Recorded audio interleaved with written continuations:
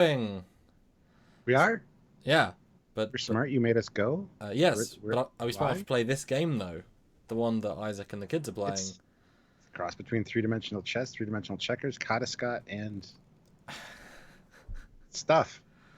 It's cool. And darts, I guess. I don't know. Yeah, Hi, guys. all I thought when looking at it was like, damn, they just want to go 3 chess and then go to the absolute extreme. They want to outdo 3 chess with like a billion D chess. But it looked so fun. It looked like it was Yeah. playable. It looked realistic. I thought it was fantastic. Yeah. Anyway. Oh yeah, Hi, we have guys. people. I forgot we're talking to people. Hello, everyone. One and all. We love you all. This is Orville Part 2, a la Orville Part 8 and 9. Yes. But which is Trekyards Identity Orville. Part 1 and 2. That's a lot of parts. Well, Fleetyards, Trekyards, Orville Part 2. Test, or really Part 3, but we're counting it as Part 2 too. Yeah, it's Part 2 too. Part 2. Yeah. I'll test to see if we can do more reviews. How you doing, Stuart? How's your day? I'm good. My day was super busy.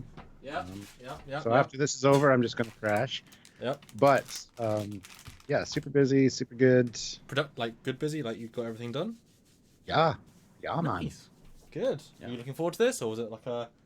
I am. I was excited. I am excited still. And we got a bunch of super chats greeting a us. bunch?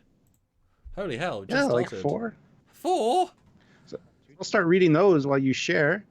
Oh, yeah, This will be my vamping. Yes. So you share. Yes. I'm I'm sharing now. You can now vamp. Go. Okay, go. Oh, Michael Smith puts in $2. Hello, Stuart, Samuel, and moderators. Hello. Michael Smith puts in $5. Thank you. I normally just wanted to say hi. Love the episode. Very best of both worlds vibe going on, and the emotional stakes were high. Yes, indeed. We're going to talk about this episode in depth. Well, these 2 episodes, because we got 2 hours, 2 episodes. We can do this. Yesterday we did 3 hours, but it was like 1, 2, 3, 4, 5 episodes. So, yeah, that's the thing. So thank you very much. Sorry you can't get the lives. I know we're going to have lower numbers tonight. We had up to 200 yesterday, but since it hasn't been released in the UK yet, part 2, some people might not want to get spoilers, so it might be short a few people, but that's okay. Don't jinx it. Might get 300 people today because people have been waiting for our Thoughts on Identity Part 1 and Part 2. This could be the ultimate. Because also, people have sort of already forgotten about the start of the season, whereas this is the right up-to-date stuff. See? Positive thinking. 300 people, 250 likes, $1,000 super chat. That's what I'm hoping for tonight. Back to sharing. Speaking of super chats, Joseph Petrick puts in €2. Thank you very much, you crazy man. If I identify myself as too tired, am I a bicycle? Yes. Michael Smith puts in another $5, so that's 10 from Michael Smith. Thank you very much, Michael. The Orville is the trek that my wife and I genuinely enjoy right now. It's fun, it's characterful, and it's well-written drama. Thanks for covering. No problem. We enjoy Orville quite a bit. We wish that it wasn't on the same night as Discovery, because we would have a totally different layout and review style if that was the case. Kind of screwed us over, really, because there isn't any choice with how we do the week now. It could be worse. They could both be on at 8 o'clock or something stupid. Or at the weekend, and then we have to have no weekends ever. Nah, they could wait till the weekdays till we talked about it. But anyway. Right. Joseph Petrick puts in another €2. Are we Trekkies or Orvillians? Another miserable pun. We are Trekyardians. There you go. I hope you did. I knew you were going to do that. Good. Fleetyardians, I guess, in this case.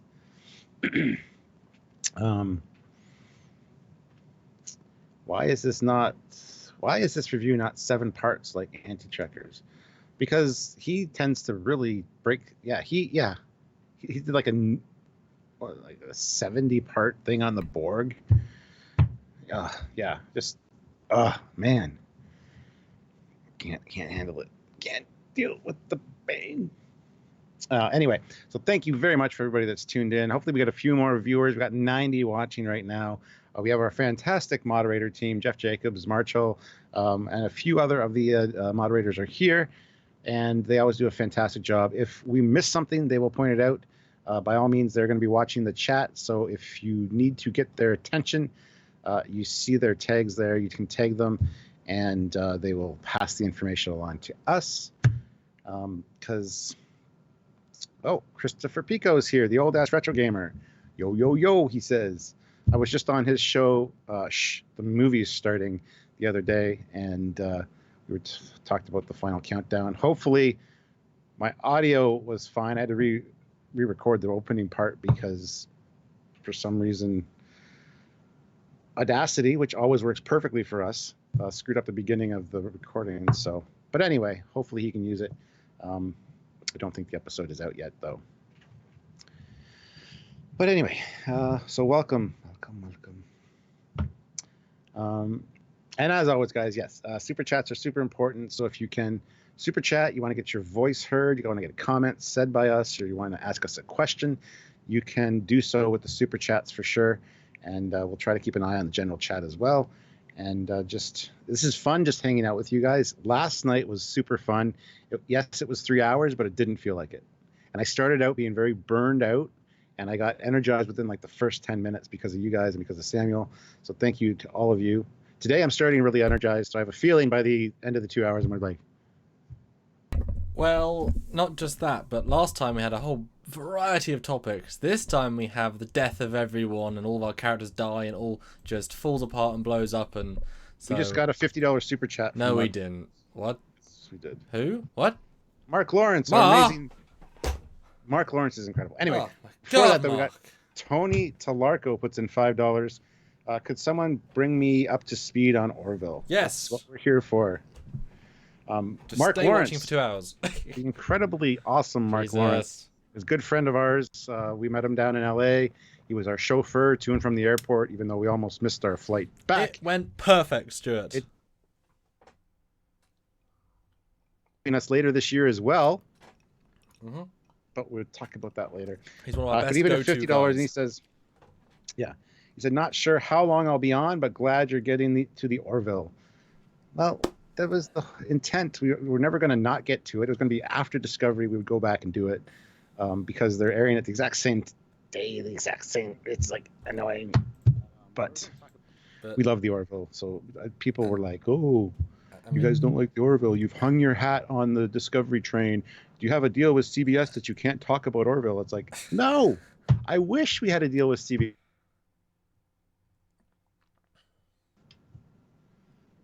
That's all I'm saying. By the way, you stopped. I wish I had a deal with CBS, and then he froze. So I don't know if you want to reiterate. Oh, am I back now? I love that. I wish I had a deal with CBS. He just stopped. And all I said after that was because I really want a Lamborghini. Ah, okay. I'm sure they pay well, so. But no, like yesterday we did our great experiment, the Excelsior of live, and we did get 230 people and an absolutely great set of super chats. About on par with about on par, a little better than Discovery review. So we had 5 episodes to talk about. So Mark Lawrence already made today's super chat live, and so many of you at the start made it definitely worth the chat. And hopefully, as we go on, you guys will support us and prove that we can keep doing these on a weekly basis, which would be great because the one thing about the audience and making content is you make it for the audience. So you vote with the views in your wallet, and currently we're excited. But let's start then. We are looking at Isaac, and it's fair to say he is a focus of these 2 parts. This is maybe the Isaac story, maybe. Thoughts on my maybe brash assumption there? I don't even know what you're talking about, man. I watched this episode. He was barely in it. Well, it wasn't that much, I suppose, but considering. He's important, yes, to these 2 parts for sure. But yeah, it was a great opening scene, seeing this game and the little multi-tier thing, and then he just trumps everybody and just kills the board because he's a robot. I mean, it's like Data playing poker. I don't think you could actually play poker with Data and have it be fair.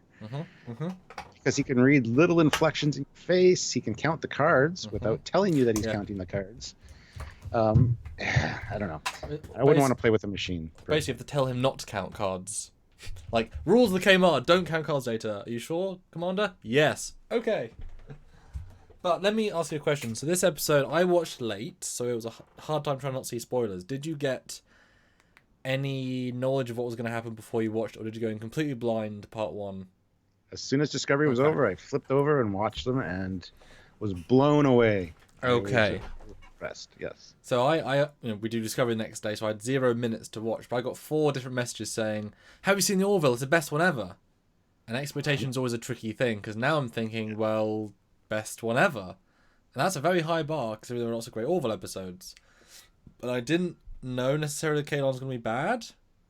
The red eyes, I thought was just a red herring of just different, and it is actually a red herring of just differentiation. But I had a sense it would be the Kaylon because that made sense narratively speaking.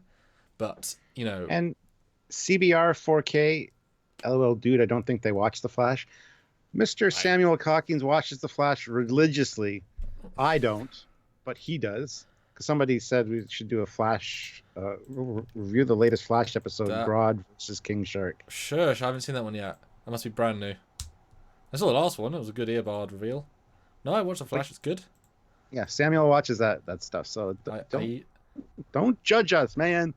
Come in here with preconceived notions. I even have a friend that works on The Flash. So, as we have friends in multiple places. No, I love The Flash. It's very well done.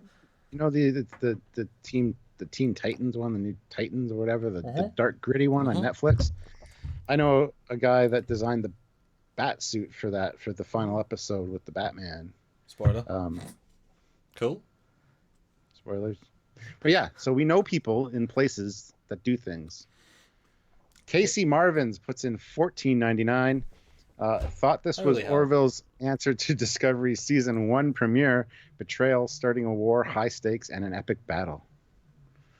I disagree because the Discovery didn't have an epic battle. It had a shitty battle. This had an epic battle. So if you're actually comparing them, no, because that one failed.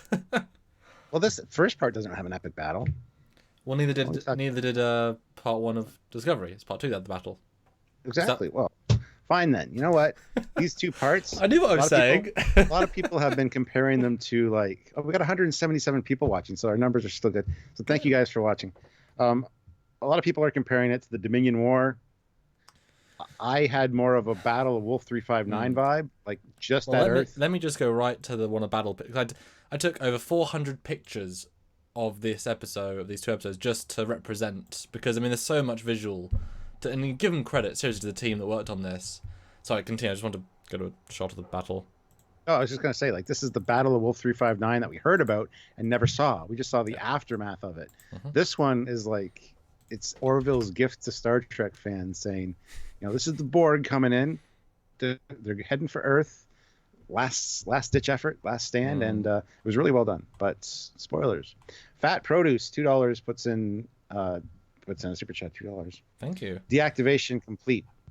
Hashtag drops. I was going to say I agree with it's not Dominion War because that was a build. This for me, even though it feels epic, it really is just a setup. It isn't epic because it just sort of ends.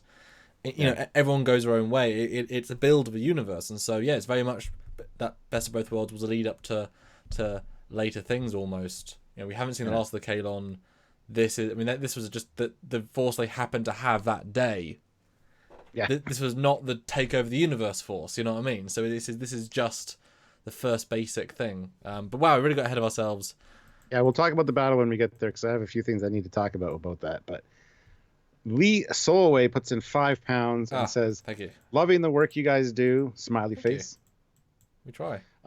Can we request a ship video from Fleetyards? The pride of Higara and the Kaylon would be great. Email trekyards@hotmail.com. We do commissions to jump things ahead of the queue. So yes, if you email, we'll let you know how. Supports the channel, and then we can do more. So yes. Yes. Thank you for the super chat. Joseph Petrick puts in €2.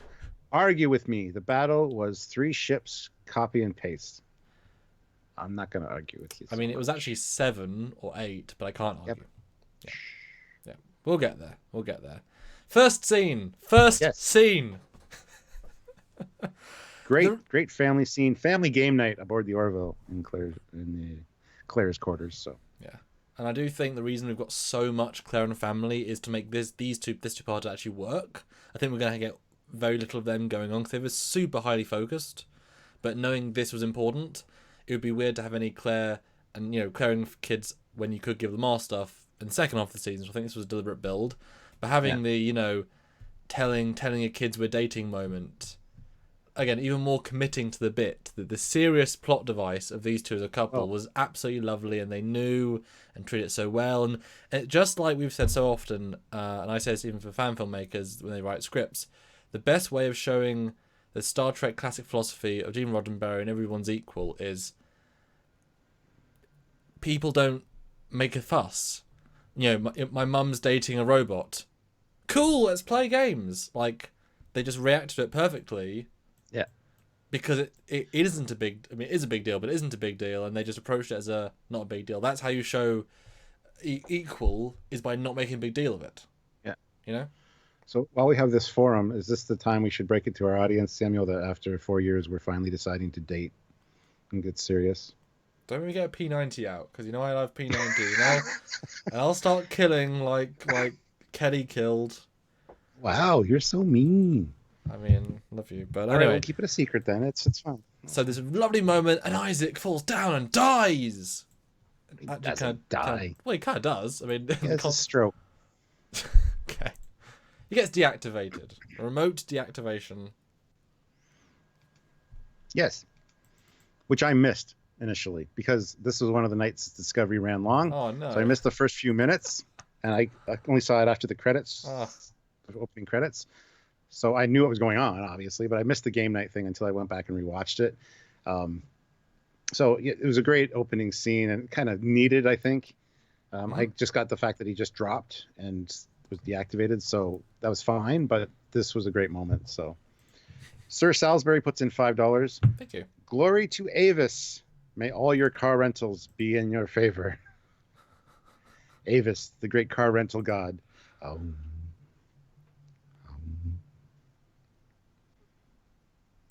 Brilliant. I know. That's what they mean, the big bucks. So they take Isaac to the doctor, but the doctor, well, I mean, she was already there already, but the doctor can't fix something. They say, well, is it an engineering problem then? We have to restart him, but really, we don't even understand how it works. And do we have any right to open him up and try and reverse engineer turning him on? The only thing we can do is going back to the planet where they can just fix him probably easily. Well, if anyone can turn him on, it's Claire. If you know what I'm saying.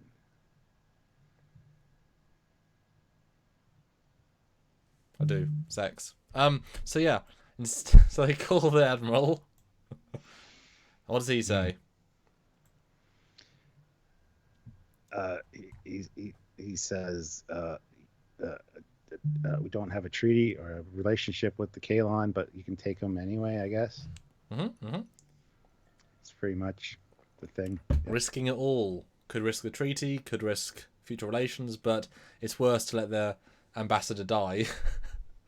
Gotta risk it. And so straight away, like 7 minutes or 5 minutes in, we're going to the Kaylon homeworld. And it could have been anything, this plot. It could have been they come from, keep the mystery, but no, we are now committing to seeing this race, which in the first episode, we established them as being ultra incredibly technologically advanced, ultra incredibly not known, ultra incredibly arrogant-y. So now finally seeing this ultimate race. How did you feel like, ooh, we're going to see him? Yay! I felt excited. Cool. Got another super chat, 1,000 rubles. Dude, you're back. Welcome. Which is what, like, I forget how much that is. It's not because one of our admins is freaking out. Gosh, that's a lot of money. But you convert it to American. £11.50. So it's $14-ish. Yeah. So it's still a damn good super chat. It's very good. Thank you. I'm late to the party. Identity has superb production quality. Yeah. Absolutely. They definitely blew their load on this one. Well, it's great because, well, just like Temporal Anomaly, but they spend a lot of the time in the same, 6 sets, and then lets them have these epic outer bits. It's a great way of using VFX to augment a story whilst having a very personal story. We didn't need running through CGI halls or epic explosions that would use budget. We just need characters interacting and then stuff happening. So anyway. Yep. Ty's upset that poor Isaac is Mm-hmm. down for the count. He's hoping he'd be okay. Gotta love the kid. I love the kids in this. Actually, I remember season 1. I was like, I don't care about her Yes, kids. you were. There's one episode where they crashed. Yep. I was like, I don't care. Nope. But now I've grown to like the kids, and so I mean, they're doing their job, I guess. So, yay, characters. I think this kid is one of the better child actors I've actually seen. Yeah, he's pretty good. Like he's so genuine, and that's hard. He doesn't feel like he's acting, and these aren't exactly simple things to act. You know, I guess it's not necessarily as layered as it has to be. It's just I love the robot, but you know what I mean. It's a great performance, yeah. Mm-hmm. Mm-hmm. And they get to Kaylon, and we get this epic. He doesn't look that impressive. No, I expected it to look more like Coruscant or something from orbit. You know, it looks very, very organic. I expected it to look more technological, like see cities but it's very cloud covered. Yeah, I was expecting space stations, like a massive space grid. Yeah.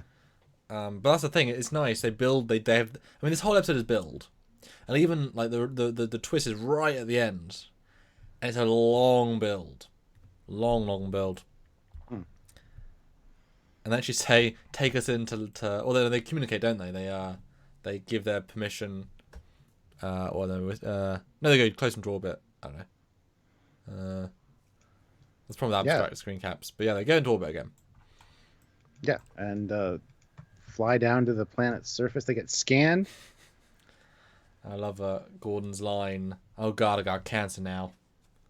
Is that beam gonna be cancer? So there's only like 10 good jokes in this episode, but they're all really good. Or like in the two-parter. Very few. They all hit the mark for sure. Yeah. I thought it was very fun. Let's land. Wait, Orville can land? Well, before that scene, though, you get the Cloud City, Tabana gas mining. Yeah.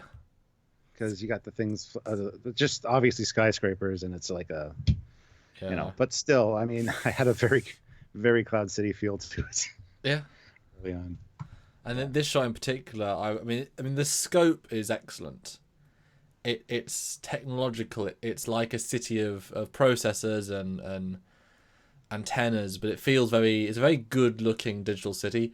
It reminds me exceptionally of the Atlantis architecture from Stargate Atlantis, which is just very similar. I mean, there's only so many ways you can do future alien city, and they've already done so many even in this season. So it's impressive they made another unique look. And I think having a cloud cover is a good idea because there isn't these great skies. It's a very like grey color palette. That's like their style. Mm-hmm. And again, beautiful imagery, and they really like savor it. You know. Well, they have for all of the landing sequences, even on Alara's homeworld, on when they did the first contact. There's always that nice entry with the cityscapes and this season cruising through and the landing. Season. Yeah. I mean, they've done a fantastic job with that, and this looks out of the norm for the other ones we've seen, other planets in Orville. This is very technological and just like no foliage, no anything anywhere. Well, it's nothing that you can determine what it is, but yet you know it's technological. And I absolutely love this close with the bridge. It's from the outside, seeing the extra details, and it's just such a really nice just shot. Love it. And I just got a notification from Jeff, one of our mods. We surpassed yesterday's numbers already for this episode for our viewers. We got 230 last time at one point. We're at 210 now. Well, I'm just telling you what Jeff said. He's Definitely keep an eye on all quicker. So thank you so much, guys. Yeah, and do like it, guys. 91 likes, 213 people. Come on, 100 likes at least. 150. I want to get to 150 before the hour mark. 350. No. Yeah, and I love this shot as well. The where you see these highways of lights, and it's like a motorway, but it also feels like a circuit. Yeah. Circuit pathway. Yeah. Yeah. Oh, and this is scaled done right as well. The Orville feels small, but it's so well built. Thematically, you know, it's big scale used right. Just glorious, yeah. Yeah, and there is that circuit vibe even on the landing pad. You see the little circuit pathway things, like a circuit board. So very well done. I did love the fact that you see the Orville land. That was neat. With anti-grav units keeping up, nice and tech. Doc, yeah, really well done. And those anti-grav units are very Matrix-like, like the ones on the bottom of the Nebuchadnezzar. Yeah. Nice. And then we get to actually use the docking port that I've been noticing every episode since episode 1. It's like, is that ever going to be used? And yeah, it's yeah. It's Great. It's a very matter of fact episode, isn't it? Like this one, it's a very gentle, like all above board build. It's good. Mm-hmm. Yeah, and then got to admit the view of him coming off the ramp, the side view, looks a lot like Han Solo and Carbonite. Again, tying back to that Cloud City feel. Yeah. Yeah. That's funny. I didn't notice it before, but look, if you look at the background of that shot, there's blue and red lights and on like the top of the pillars, but like blue and red people. There's only grey, blue, and red. Oh, yeah, they established that the red eyes are the new Kaylons, or the old Kaylons. Old Kaylons. And and Isaac is one of the new builds.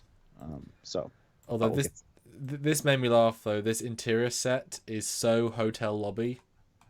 I know. I got pulled out of it instantly. I'm like, wow, I just walked into Vancouver or Ella just like, Sorry. I'd say more it's a lobby of like a technological company, not so much a hotel, but like a, yeah. But I was like, I mean, it's meant to be minimalist. Obviously, there's not going to be potted plants, anything interesting, apart from obviously this massive, awesome wall. But I was like, this is just a lobby. it's just a lobby they found. It's great. One of our admins, Michael Harden, puts in $1.99 and says, "Thanks. We got over 100 likes. We get 150. He'll make another donation." Yay. So, thank you. 150 likes. 150 likes. 150 likes. Oh, and Law Actual says, reminds me of the Replicator planet. Yes, absolutely. There's lots and lots of parallels in these episodes, and we'll get to them later. But yeah, certainly very much also the Replicator city as well, which is another like big, massive, too much almost city. Although I did say Atlantis, which is the same architecture, so I was right both times. What do you think of this wall, though?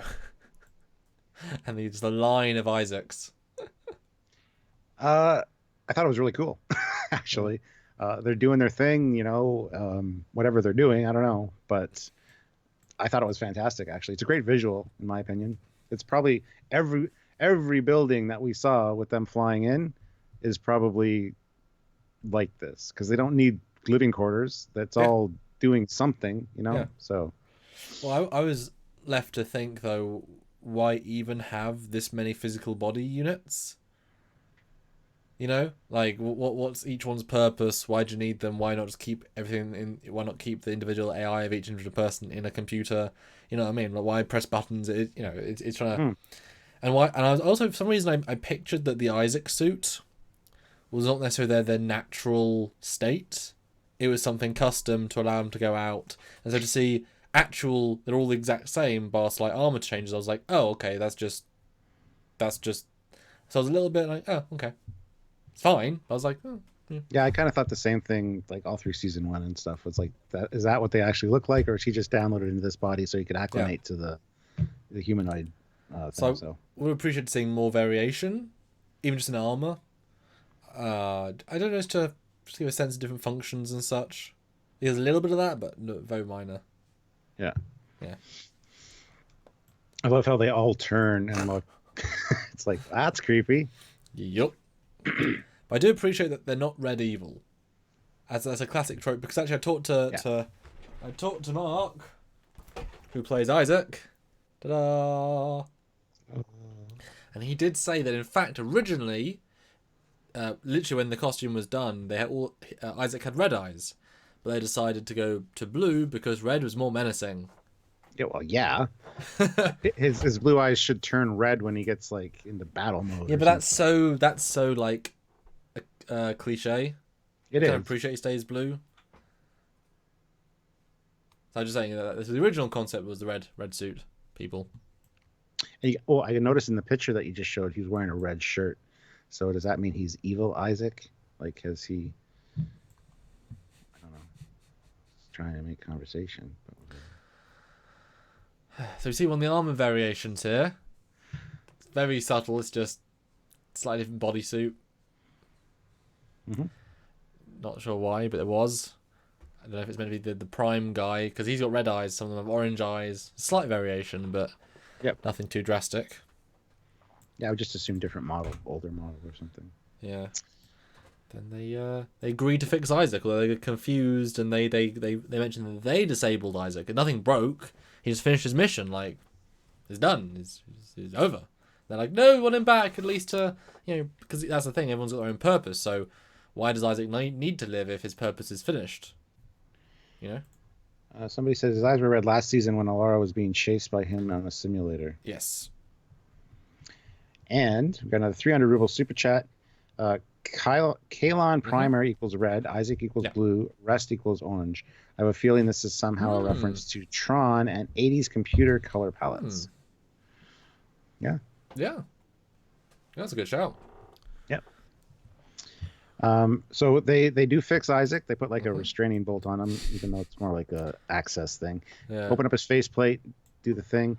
And I remember at the end of this episode thinking about this scene and going, so Isaac doesn't have the cannons built in, because we saw the inside of his head and there's no way they could fit in there. But I guess they're just like nanotechnology. They just...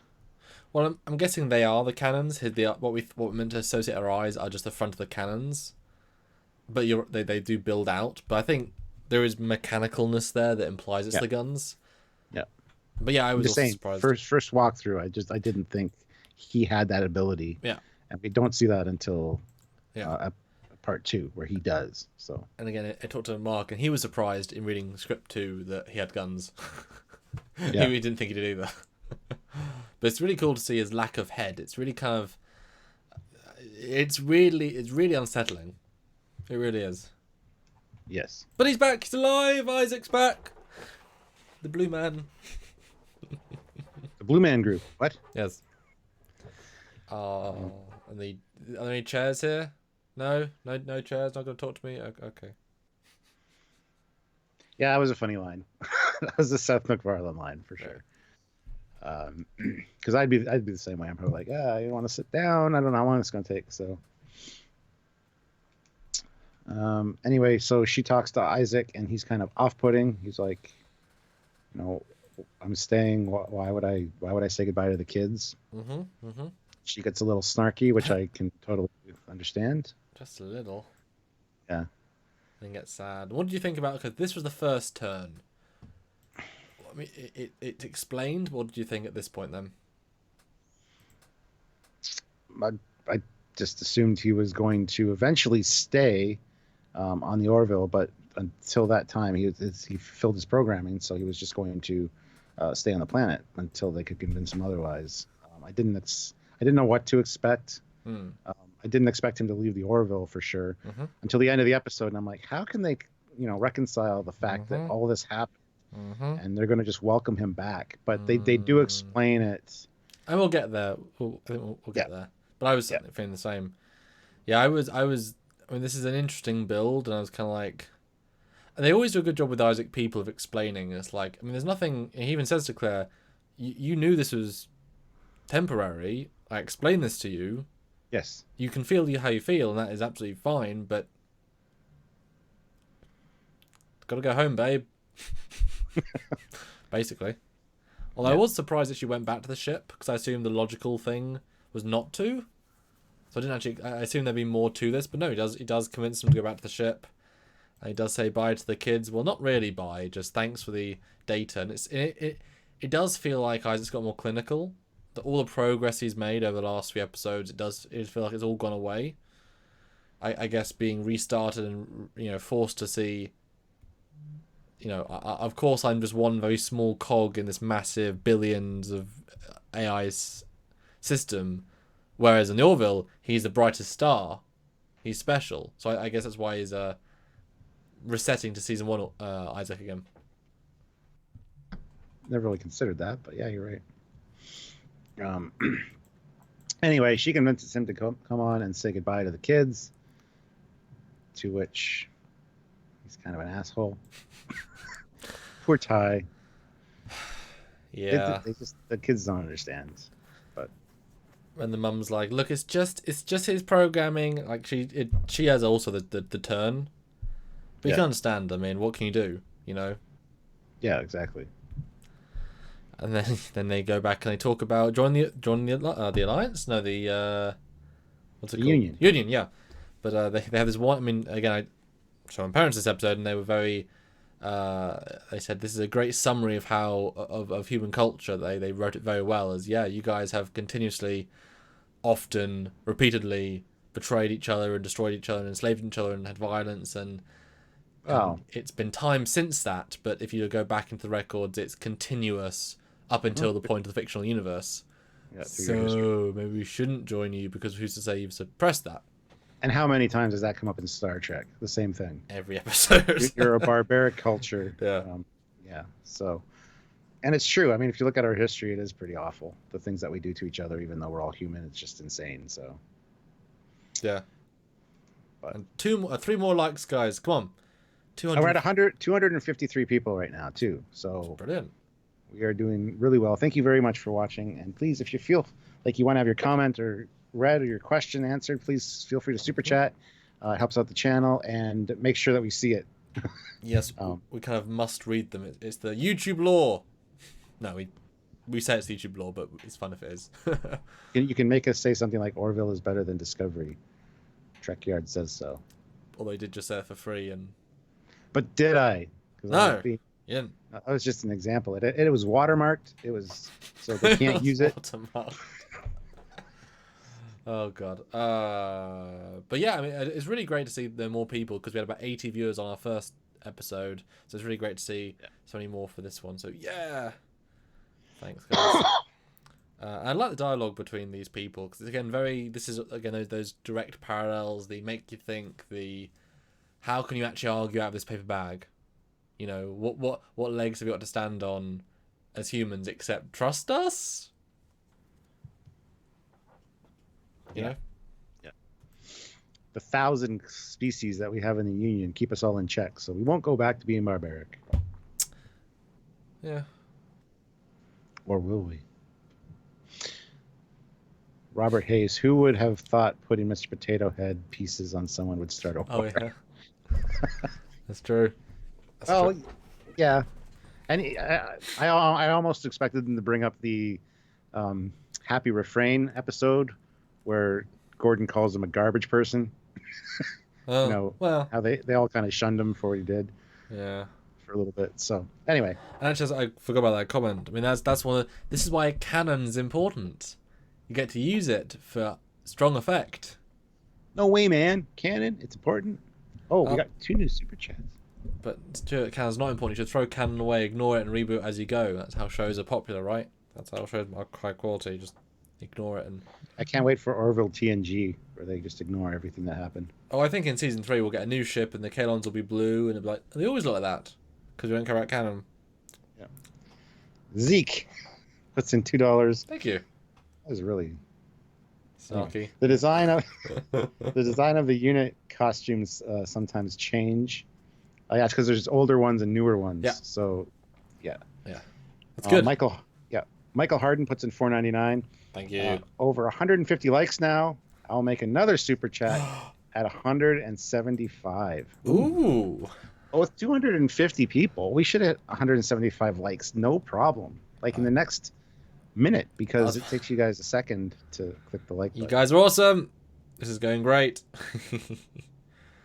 Yes.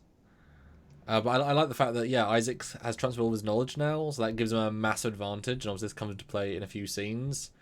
But, you don't really realise what that meant until you do. But they say, we'll consider the Union still, we'll take into advisement. At that point, I instantly clocked, why do you have to think about it? They're robots. It should be instant. Like, instantly I knew that was a thing. Yeah. They've been getting reports from Isaac the entire time, so they should know as soon as it's time to deactivate them that they've had their decision. So. Yeah. And then, what's her name again? Kelly? No, the next picture with Isaac and the lady. Oh, Alara 2.0. L something. I don't know. I forget her name. I really like her though. I gotta learn her name. It took me forever to learn everybody's name in the first season. Yes. But have names. Yeah, Alara 2.0. That's what I did remember it in last episode yesterday at the end, but I'll get there. We did. Yeah, we remembered it a few times, but it's a somebody will tell us in the chat what her name is. Farewell, Isaac Party. What a nice scene. Oh yes, another protocol before he leaves the ship. I am aware of all the protocols. Well, this one's off the books. Tala. Yes. Yeah. All right, there you go. Tala. Thank you, Raj and Thank you. full help. And look how many aliens in this just first shot with the doors opening. Again, Orville, so brilliant. Just aliens, just cuz. Did you notice there's 2 aliens in the front row that are the same species but different color? You never see that. Oh yeah. That's fantastic. That is fantastic because you never see that in Star Trek. Well, yeah, I guess Vulcans, but you got Tuvok, right? Yeah. But that's interesting. I really like that. Oh, awesome. Yeah, good, well spotted. Yeah, this is a great scene. Although again, I'm at this point, I'm thinking, when is the turn in the narrative going to happen? When is it going to happen? So I'm kind of like, are we spinning our wheels a little bit here? Like, what? This is again even more build. The payoff better be effing amazing because it's such a doopy, you know.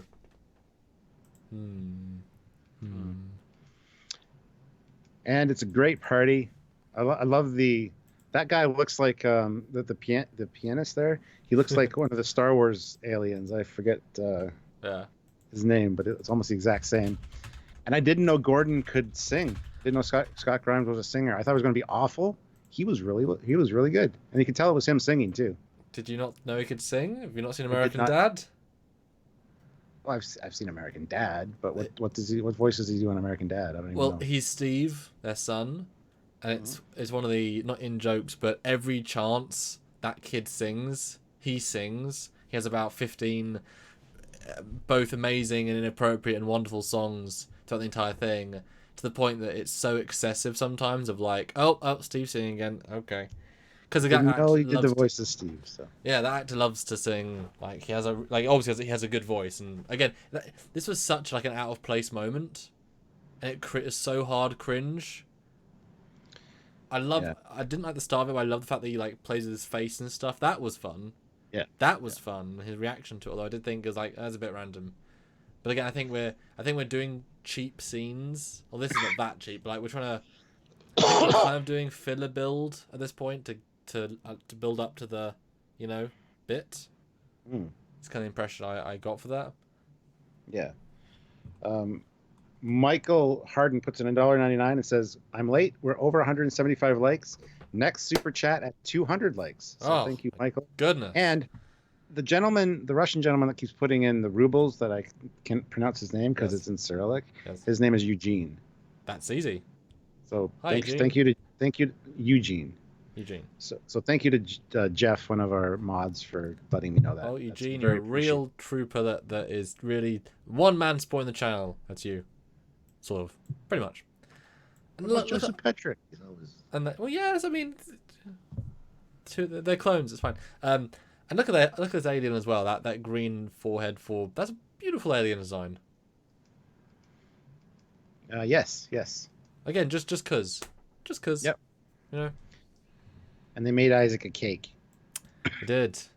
And I was gonna say it's one of the best Bortus lines. Bortus is awesome, but that whole scene with, "I want a corner piece." Why do you want a flower? Yes. Please cut me a corner piece. And then he gets handed another piece of cake. He's like, "I hate this party." Yeah. Just beautiful. It's perfect. It was so. That was also out of place, because it's such a serious episode. Like it was getting like, again, there's so little humor that it kind of felt out of place, but it was perfect. Just like, yeah, because Bortus is still a man. It still has feelings, And he can eat anything, so he likes the icing. That's true. It's true. And then Claire has a kind of like final goodbye, saying, "I understand. This is just who you are, what you are. Thank you for everything you've done." But I understand. Yeah. And again, these people are people. These people aren't cardboard cutouts. They don't hold grudges for no reason. They don't whatever. They're real people expressing real feelings. It's a very maturely written show that isn't just dark for the sake of dark, isn't dumb for the sake of dumb. They don't do stupid things normally. It's a mature show. Yep. And great picture by Ty. Just so you don't forget us. And Isaac's like, "You're in my memory banks. I'll never be able to forget you." Yes. It's such a data thing to say. Yes. But Jarcia puts in $10 Canadian with thank no you. comment, but thank you very much. Much Very appreciated. kind. Hope you enjoyed the episode. Both ours and theirs. Yes, yes. And at this party, I did feel like, because you want Isaac to show more emotion, you want him to give him something, and he kept not. Yeah. And it wasn't uncomfortable for me, but it was like, oh, give something. Well, later when he drops the picture, I was like, oh. Yeah. I assumed he'd like fold it and keep it or something as like a hint that maybe he's gonna. But there are a few subtle hints later that he's not. Oh yeah. On board with everything. Just subtle little movements. Yeah. That are really fantastically done. So. He certainly evolves. As soon as things start turning, he does change. Although I was convinced, because again, I'm wondering what is the twist. I was convinced at this point that, I mean, they all look identical, that Isaac stayed on the planet because they didn't. When they brought him back, they deactivated him for a different reason, and they sent a non-Isaac on the ship to allow them to leave, and they would then leave, and then Isaac would try and escape or something. Like they'd have to go rescue him because his people betrayed him, and this is just fake Isaac who obviously doesn't care. So I was convinced that was what was going to happen. I didn't even think that, but that would have been a great twist, actually. Yeah. You could download his memory files and put it in a different body, and yeah. That there's something, because they're allowed to have these, deeper, darker, horrible plot line, but have Isaac be pure. Because I thought, again, what are we going to do with the character? Because we think we know him, but no, that's him. That's him. Just, I mean, again, he can remember it. What's he going to do with this piece of paper? He's got any pockets. Like, he can't. Like, it's in his head. He could draw it himself in 2 seconds. So there is some, I guess, logical sense of this is just litter. But it's hard. It's a sad scene to watch. Yeah. Joseph Patrick puts in €2 and says, "I am just cheap dollar. I'm just a cheap €1.40 guy. Others bring the real money." It all adds up, my friend. Yeah. It's all good. It's all good. You are amazing. You're always super chatting. Well, usually super chatting right at the start or even before we get started. So that's amazing. So you help to start a ball rolling, and you help to remind people it's a thing. And you like hearing your name, don't you? Don't you, Joseph? Don't you? Joseph. We can say it multiple different ways if you like. Joseph. Let's keep going. Yes. So this is where we find out that they're creating these large spheres, which are Therion radiation. Something similar. Something similar. Yeah, the same thing that the scimitar has in their weapon. And what do you think when this is the first? Because you get some status quo. Like, you think it's just gonna, like, they play it so straight up until this point. Yeah. This moment. What do you think of this moment? And where do you think it was going? What do you think they were? Honestly, I didn't know. I had no idea. I looked at Sylvia and said, "Huh, that sounds familiar. Sounds like a very powerful evil weapon that'll kill organic life." And then I kept watching, so I guess I was kind of on the right track. Leland Lampkins puts in $10. Thank you. Crazy. Thank you. Sorry to be late. Looked forward to this chat. Well, you've missed some really fun stuff so far. So when it's done, you need to go back and rewatch the beginning. Yes, but you've got still. Well, you still got 1.5 parts, so it's fine. But thank you, $10, amazing. Yeah. Yeah. Doing great, guys. 270 people, and enough super chats to make it worthwhile. This is a good sign, guys. More Orville. So, bouncing off what you said to me, what did you think at this moment? I thought they were weapons. I thought they were building the equivalent of bombs. I didn't know why necessarily, but I was assuming that maybe they're this because they were building them, and that gave me Replicator from Stargate Atlantis. They can build everything super quick because they're robots and they can build, So I was thinking, oh, they're building. I didn't think ships because I thought the scale was off. I don't know why, but I thought all reactors to help me fly the planet, or I thought they were going to move the planet, maybe. Yeah, I thought they were bombs that something to something to something. So I was like, I mean, the whole time I think you have got the sense of they're going to go bad. I think it's kind of you understand the trope of sci-fi, that's obvious. So I was hoping they weren't going to the entire time to be, unlike Last Jedi, good, subverting expectations. It kind of was very predictable as these 2 parts, like very, very predictable. Yeah. But it's still a gentle, good build. Yeah. Although at this point, when Ed says scan them but don't be detected, I'm like, how are you not going to be detected? Yeah. And there was also a mention here that they were installing new deflectors, which they just installed new deflectors in the last episode. That's later with the Kaylons themselves, I think. I don't think it's here. It's somewhere here.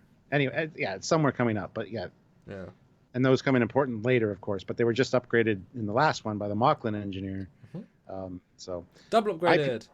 IP Man 501 puts in $20. Thank you very much. Holy hell! Thankful for you guys. Best Trek channel on YouTube. Oh, that's awesome. And always appreciate the Orville stuff. Yes, we need to do some more Orville Fleetyards, and we have fodder now. Yeah. Well, thank you so much, IP Man 501. What's the why the name? That's kind of a cool name. It's not the 501st Legion, is it? Star Wars? Ooh, maybe. But yeah, I did think it was a bit strange that there's a suspension of disbelief. There's a few problems in this episode with suspension of disbelief because the Kaylons were set up to be like the Borg, but if they were good, you know, I don't know what would be a more advanced race, but the ultimate race in terms of tech. And so at this point, I'm like, well, now it's obvious the Kaylons are playing with them. Like, they know what they're doing, they know they're seeing it. They're either gonna say, "You were looking at us, we will kill you." Like, now they've obviously crossed the line because or it's all fake, or it's all being like, you know what I mean? It's like, obviously they know what's happening now. So now I'm like waiting for the turn even more, because I can't believe the ship's good enough to do anything without them knowing or stopping. You know. Yeah. Laura Ingalls puts in $20 as well. Oh my goodness.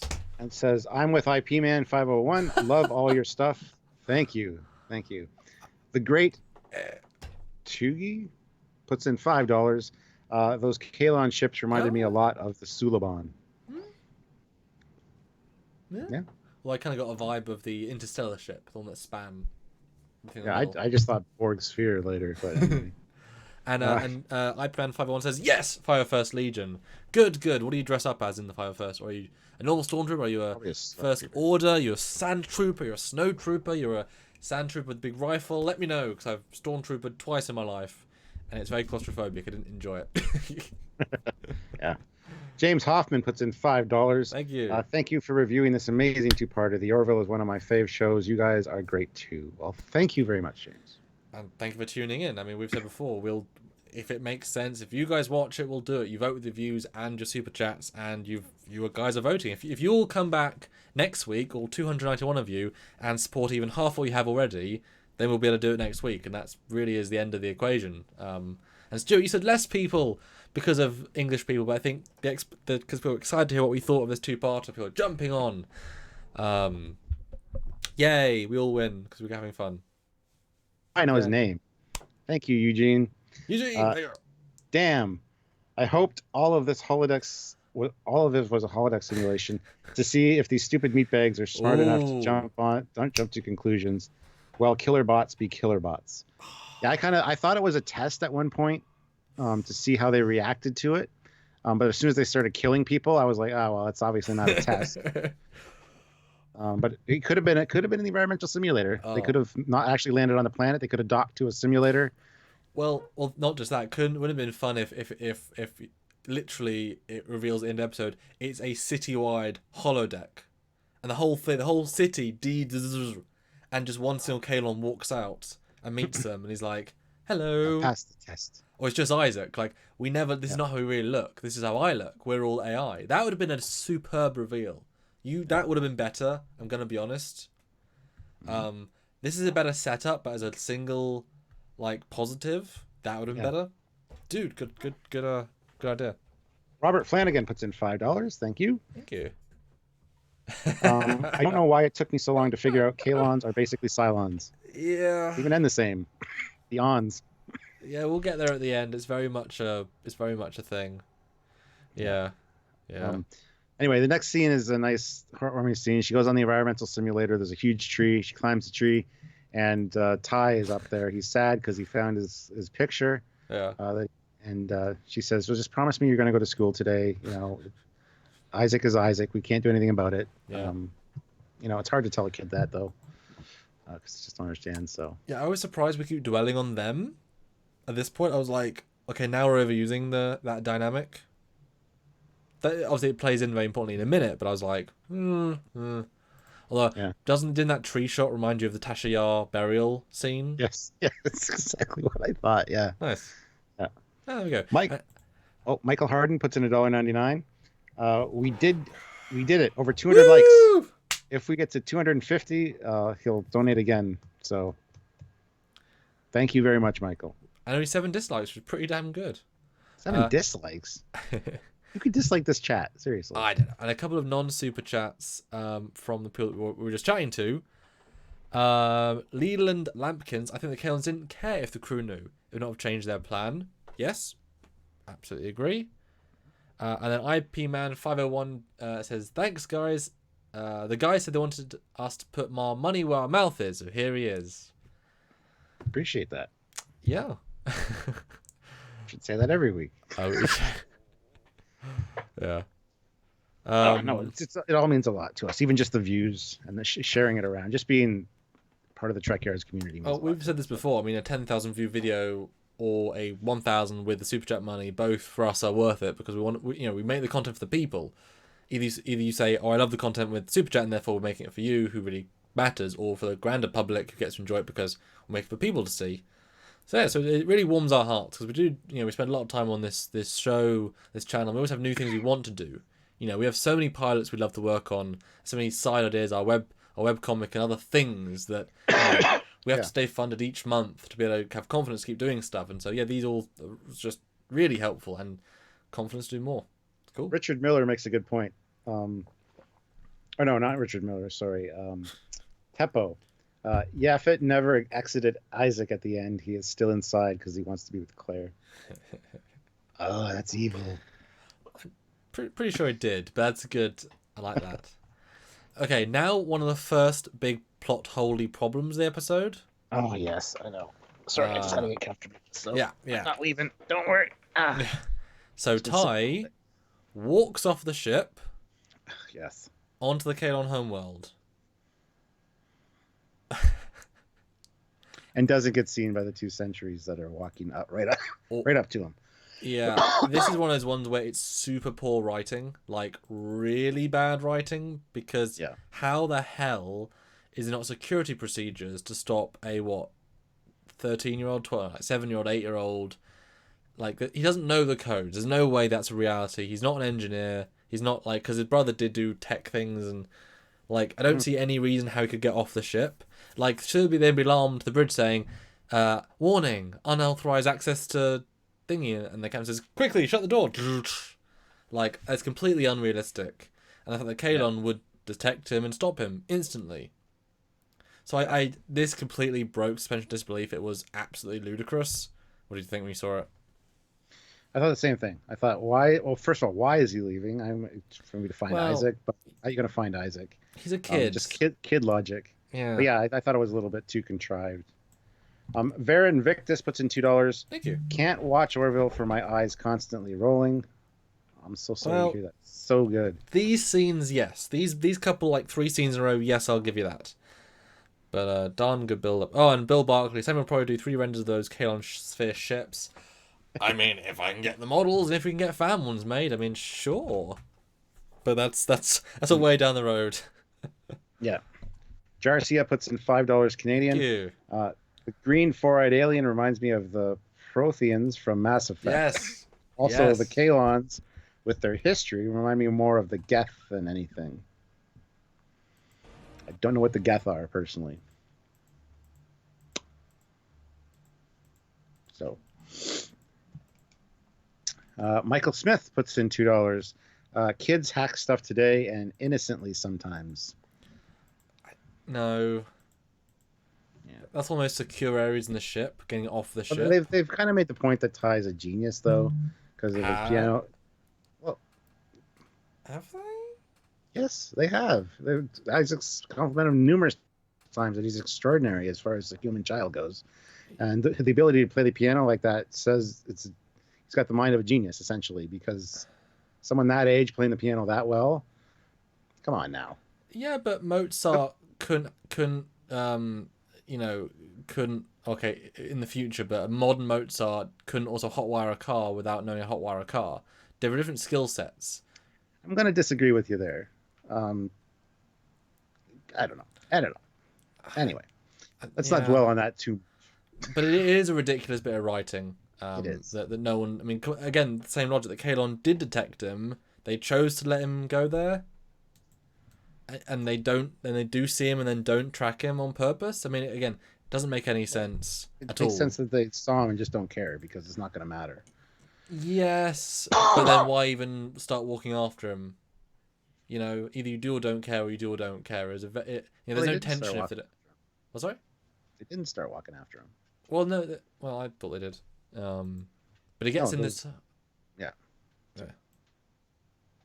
Yeah, he gets down into the catacombs and discovers something, which me and Sylvia were guessing it's going to be like some gigantic AI or something that's.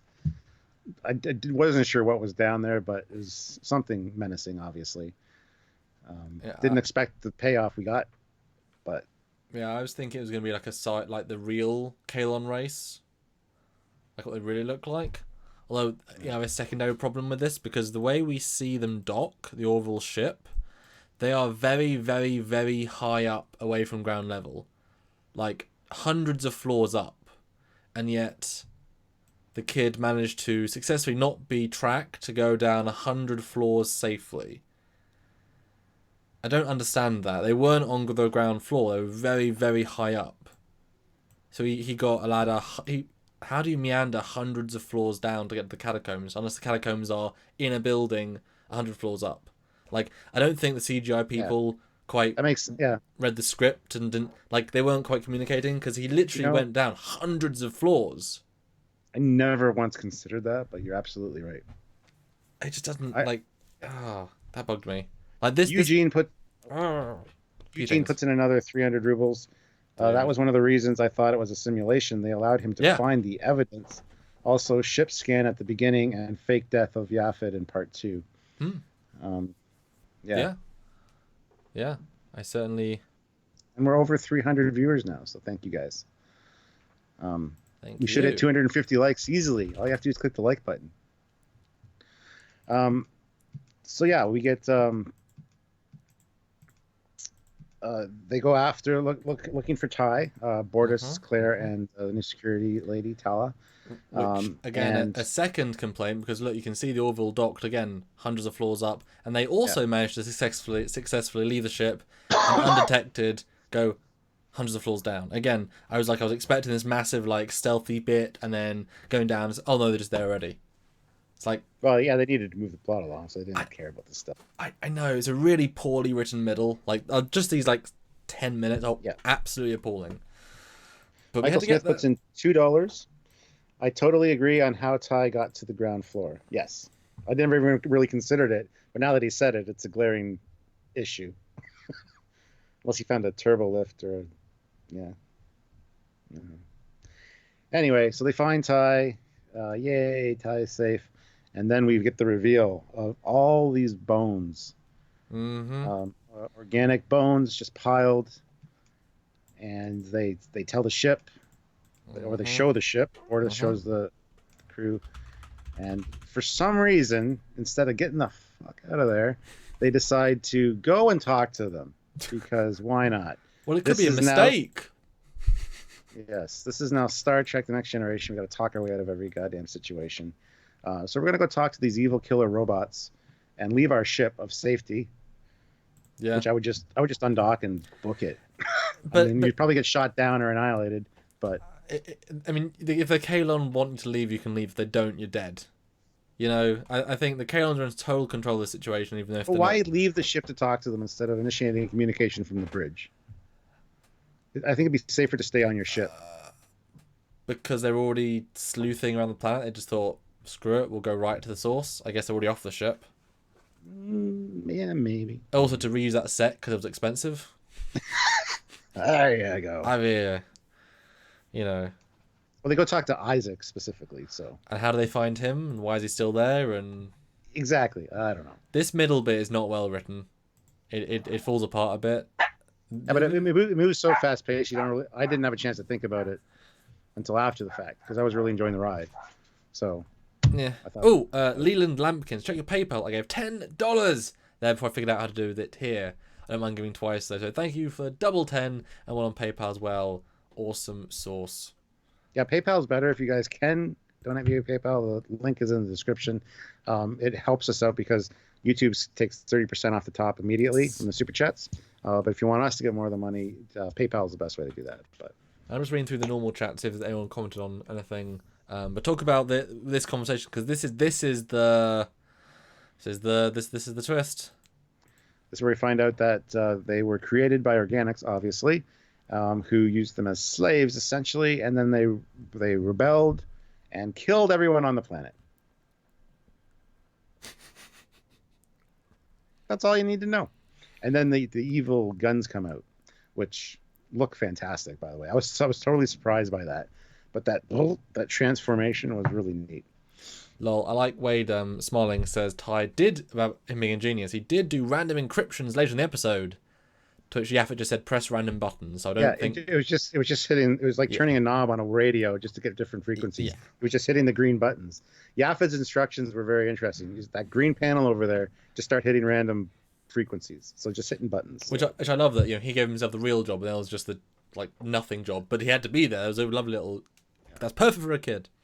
And UE8472 puts in $2. 8472 species. At least they didn't make a Matrix. Oh yes, and turn all the people into batteries. Yeah. Wayback Tech says plot-friendly writing. The Borg did ignore the crew of Enterprise, though. But I thought Strange Kaylon didn't know a human running on their planet. Problem is, Borg and Kaylon are very different. That's not the same. Each Kaylon is an individual entity inside of this, also taking orders, because they're not a hive mind. They are individual AI creatures. I assume them to be linked though somehow, because they're linked via Wi-Fi. I'm sure, but they do communicate both voice if they need to, and also they do that speech. They do have to actually do verbal, or at least they didn't. So that they're not just one creature. It's not that. They want it to feel like a species, not a robot, and not a Borg. I think that was important. Yeah. Go to the picture of the guns. The two guys standing there. Yes. The guns are really cool, and were shocking to me. I was like, wow. That's impressive. I do think they are the same, what look like eyes, because they do look like eyes again. Like they actually completely change their feel. It makes them look like these crab aggressive. I think I noticed in this episode, Isaac's eyes seem to have changed, because in the season 1 it was like they were just two blue dots. This one they seemed deeper inset with balls, and it seemed more like a skull kind of look around them. And then later at the end of part 2.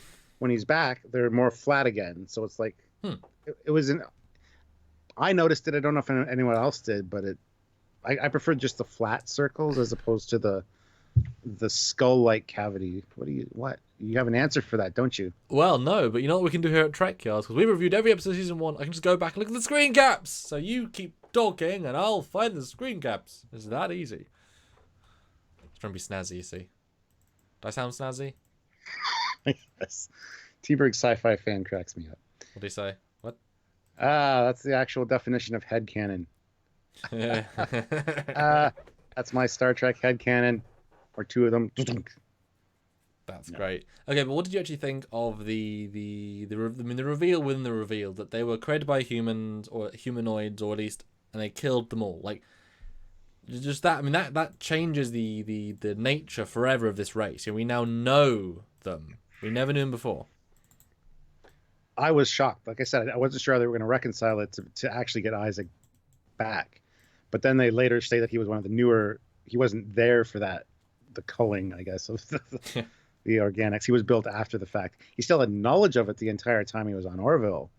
Which I see as a bit of a problem. But if he was part of it, if he was one of the original ones, I couldn't see him ever rejoining the crew and them accepting him. But the way they did it impressed me, because I really didn't expect him. I didn't know how they were going to get him back, unless it was all a simulation or a test. That's why I kind of had that feeling at the end of this one. But then they started going and shooting people, and I'm like, well, they could be fake people. It could be a simulation. Or could just be stunned, just very aggressive stun. And then they start blowing people out of airlocks. And I'm like, oh, okay, this is not, no. you know. This flat out murder. Yeah. Yeah,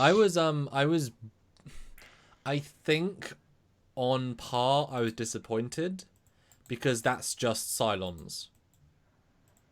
Like it's just Cylons. Like there's nothing. It's a very relatable thing, but it's been done so many times before. And I think probably better before. That's we haven't quite got there fully yet, but it, like that's it. We now know it. So, I mean, Anyway, while you're looking for the picture, well, it'll come up live. It's already I won't put it on my screen. Comparison to episode 1, Orville man, and Mark did say they changed the suit, tweaked it, but relatively similar. the eyes seem like little balls in there, and they seem like they have a skull-like look around them, like eye sockets. Yeah, the head's definitely. Season one was more flat eye, and at the end of part 2 of this, he has that appearance again. So it's like to a screen. Oh yeah, well, kind of. Hold on. So that's Talia. I jumped one too far.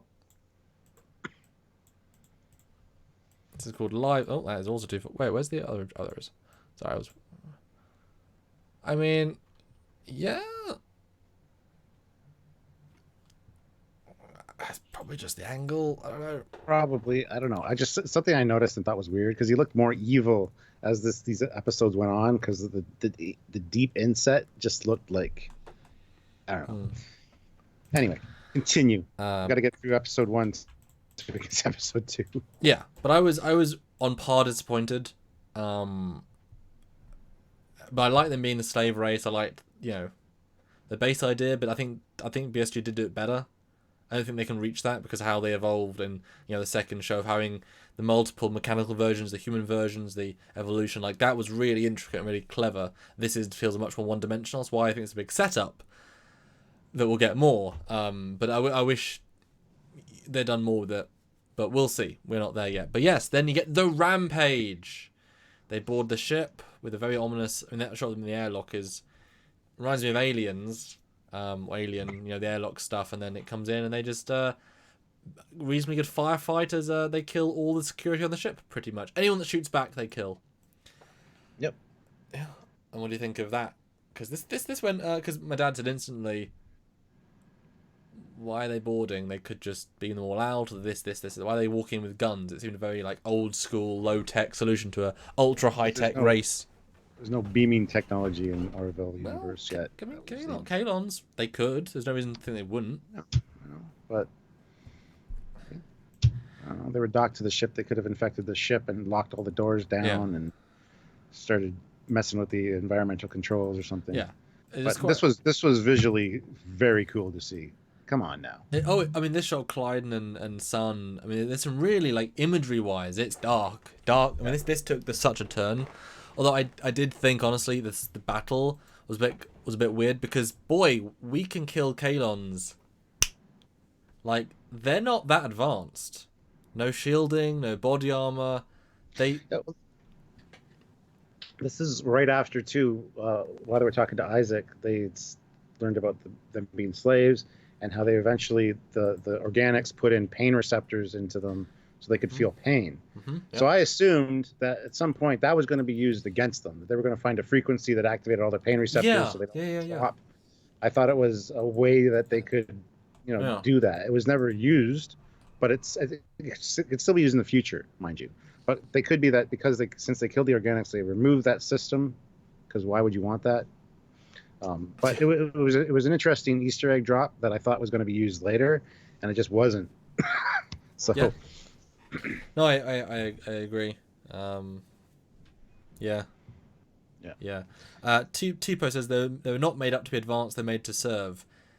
Yes, but the Union specifically called them out in episode 1 as being so advanced that we need them as an ally to fight the Krill and such. Like they were set up to be this incredibly amazing species, and they're built to serve. If they're built to serve, why have they got guns in their heads? I think they've changed how they're built since they're built to serve, if you know what I mean. I think they have nanotechnology because they can do the thing with the fingers and so they can manipulate the internals. So, but that's the same thing. Why can't they make shields? Like, they felt really underpowered, and that's going to be a problem in episode 2 of this amazing race. Is really very underwhelming. If you can just shoot them, again, I was expecting. If they had shielding and stuff, it'd be like that's too similar to the Borg. I kind of like that they were, this is a different universe entirely. No transporters, no. But they're so beatable now. I mean, they had to be able to shoot them so many times throughout the episode to get to the next plot point, but it was like they're not really threatening anymore.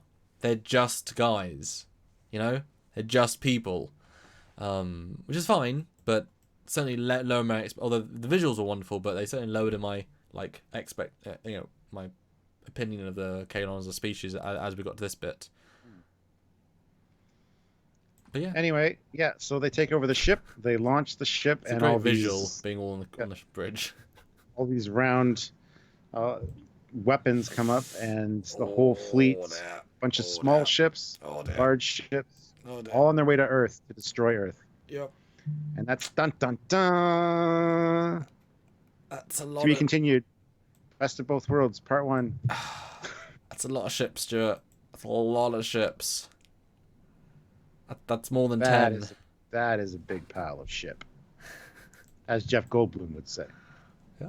Come on, you come for the dad jokes. I mean, you come for the review, you stay for the dad jokes. Come on. Yep. And this was great. I didn't think there were going to be ships, but I appreciate they are. Very simple. I don't necessarily think they look Kaylon to me. I don't know what they were going for design wise. I think they're supposed to be reminiscent of the Borg spheres, personally, but. I mean, watching the episode, they don't think there's any livable room. I think literally the middle is an AI core. It's also a gun. I think they're literally just gun probes, the equivalent of big drones. Like, they're not designed to be piloted. It's not that, it's all computers. You don't need to be. So I think it's just literally just like they're just sending 50,000 big gun drones. Cool. And huge too. Yeah. Part 2. Well, closing thoughts though. Your review at 10. Final thoughts. What you thought at the end. What you thought. Speculation stuff. Because now people can tell us what they thought as a final for this episode. First time watching it, I was super impressed. I was stunned. I didn't think of all the little plot holes until I started looking at it later. But first time, it was like, wow. I would definitely give this a 9 out of 10. As far as Orville goes. So, that's where I stand. Yeah. Jill Wright puts in $2. Rate the episodes separately, please, guys. We're doing that. Yeah, see? I knew ahead of time. Yeah, I liked it. But I was told it was the best episode of Orville ever. By several people. You went in with high expectations and it ruined it for you. It did not meet my expectations. So I went away thinking this was good. There are better episodes in season 1. Hands down. Like I said, the Alara one in the holodeck is better than this one easily. Also the click like button one is also better than this episode. More character, more story. There's very little story in this episode because I said this episode lives or dies on the second part, on the payoff to the setup. Yep. Because it's just there's very very little story in this episode. It's all in the build. It's all in the build up. It's all in the, and it's a good build up, but it needs the part 2 to work properly. And again, I was told it was amazing, and it was pretty good.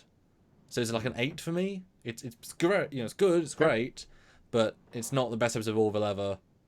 Not even close. How do you can you estimate what you would have thought if you had gone into it like as it aired, so you didn't have any preconceived notions?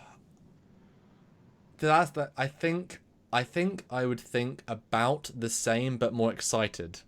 I would think that's a really good 8. I can't wait to see what happens in part 2.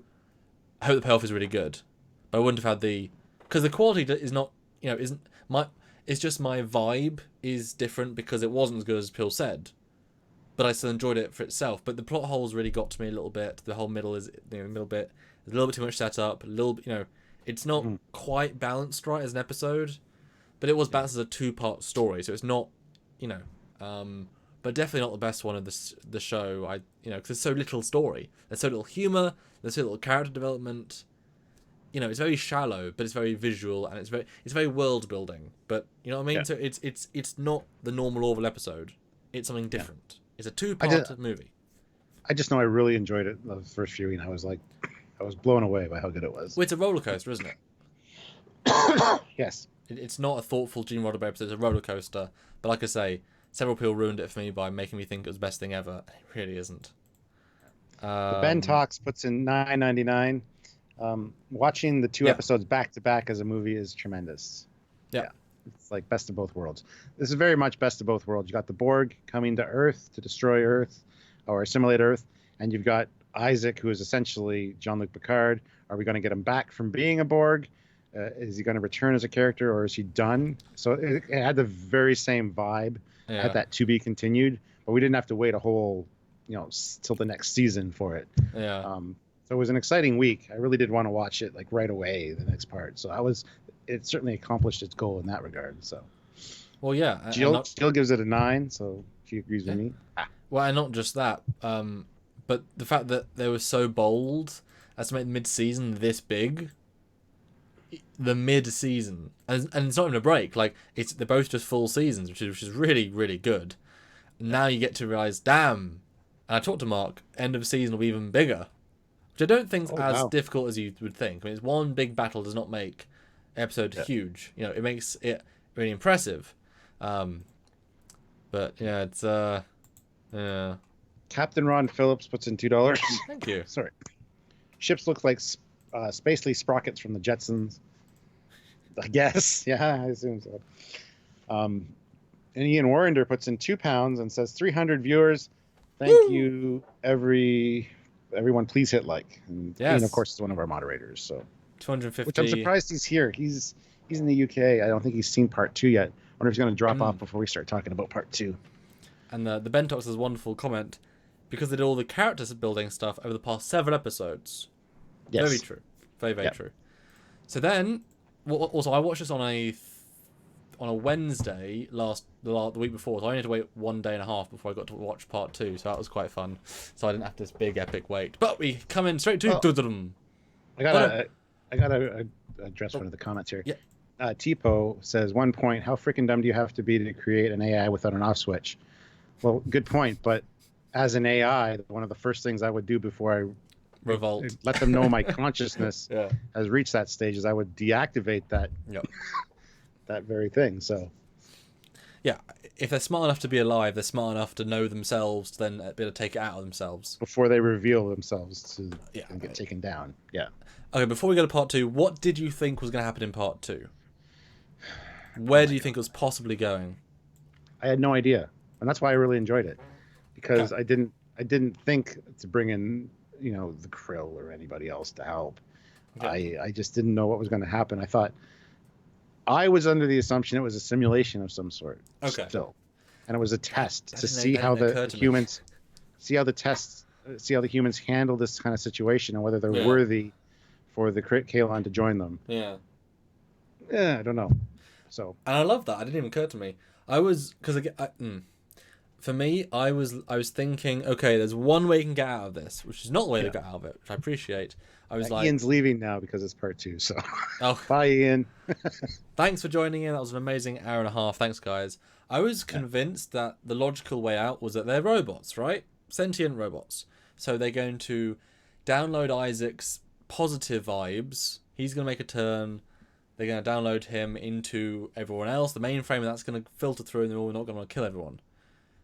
And it was going to end before the battle started. Was the vibe I got.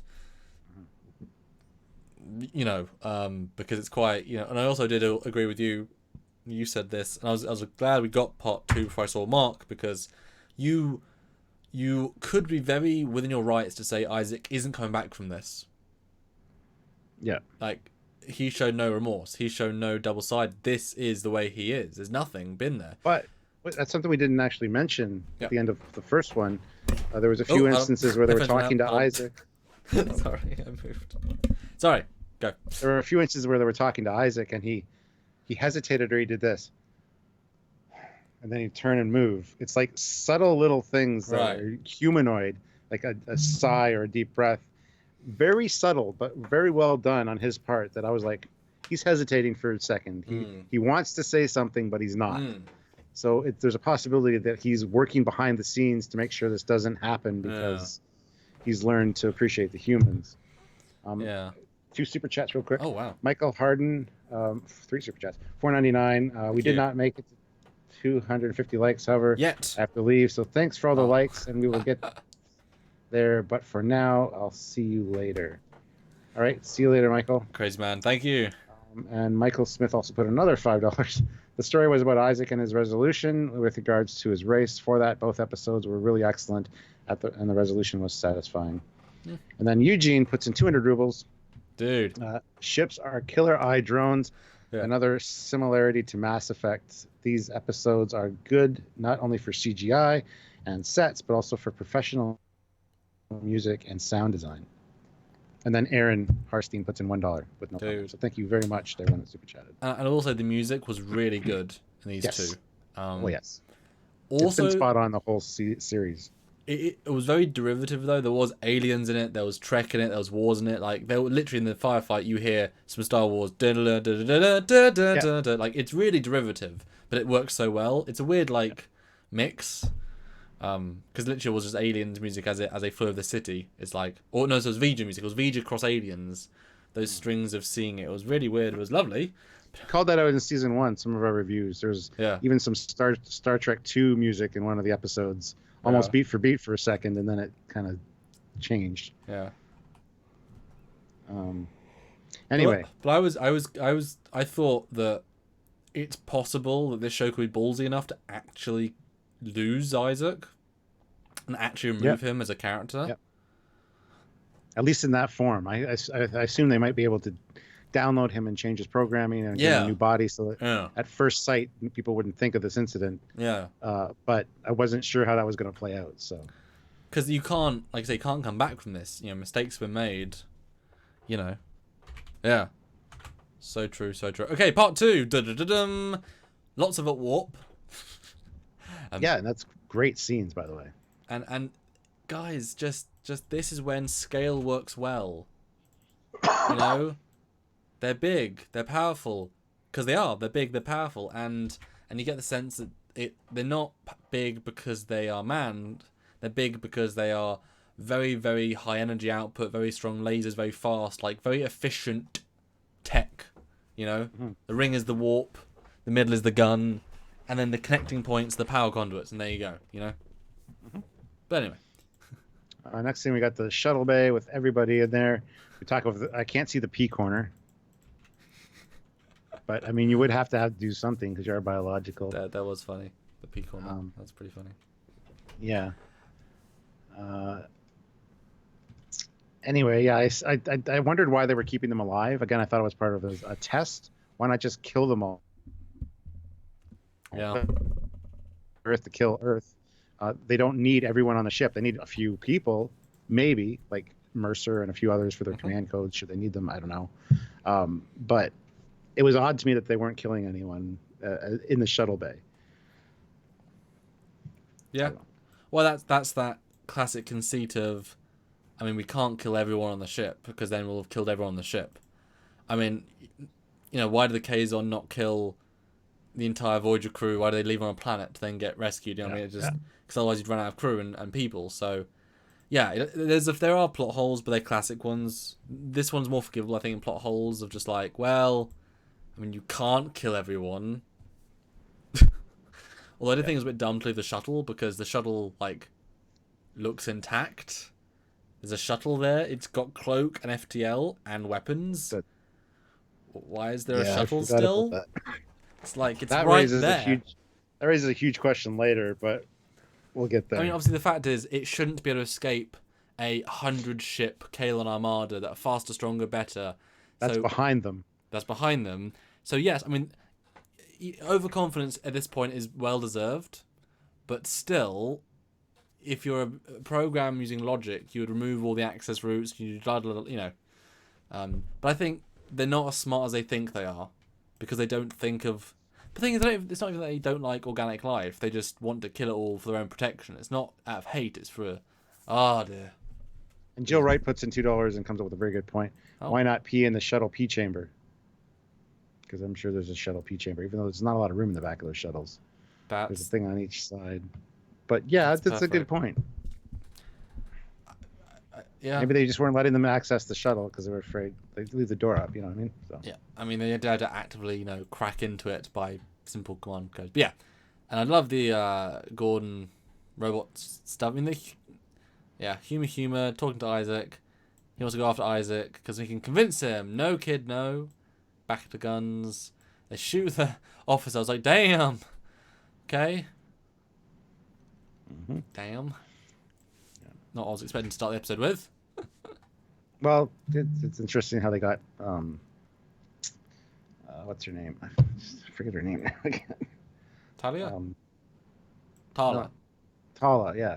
Get her injured so they can take her to sick bay. That's a common trope again in stuff like Star Trek. My buddy here is sick. Sick bay. Yeah, I don't buy they'd let her take him there. Just let her die. You've got the entire rest of the crew. Or go get the med kit and bring it to them. Or they can scan use the med her. Kit in the shuttle. Yeah. Or just they can scan her, see what's wrong with her, and fix her. But then, it's dumb. You shoot her, and then you let them take her to fix. It's like, well, why shoot her then? The AI logic would say, if you need, you know what I mean? There isn't, it's a dumb moment just to get to B, I guess. I don't know. Just to get Isaac talking again. Anyway. Yeah, and then they pull all the bridge crew into the conference room. Because they're approaching Earth, they're going to need to get by Earth defenses, I think. Which I guess show they're a risk, they're a threat, I guess. Yeah. I guess. Yeah. And that scene with the three of them standing there, you can see what I mean about Isaac. With the deep set eyes, has a very skull-like appearance. Maybe. Compared to the other ones. I prefer just the flat eyes, but anyway. So this is where they meet the other ship. What was the name of the ship? Hawkins, I think. Yeah. Yeah. And the stupid 13-button salute code, that was so transparent. Yeah.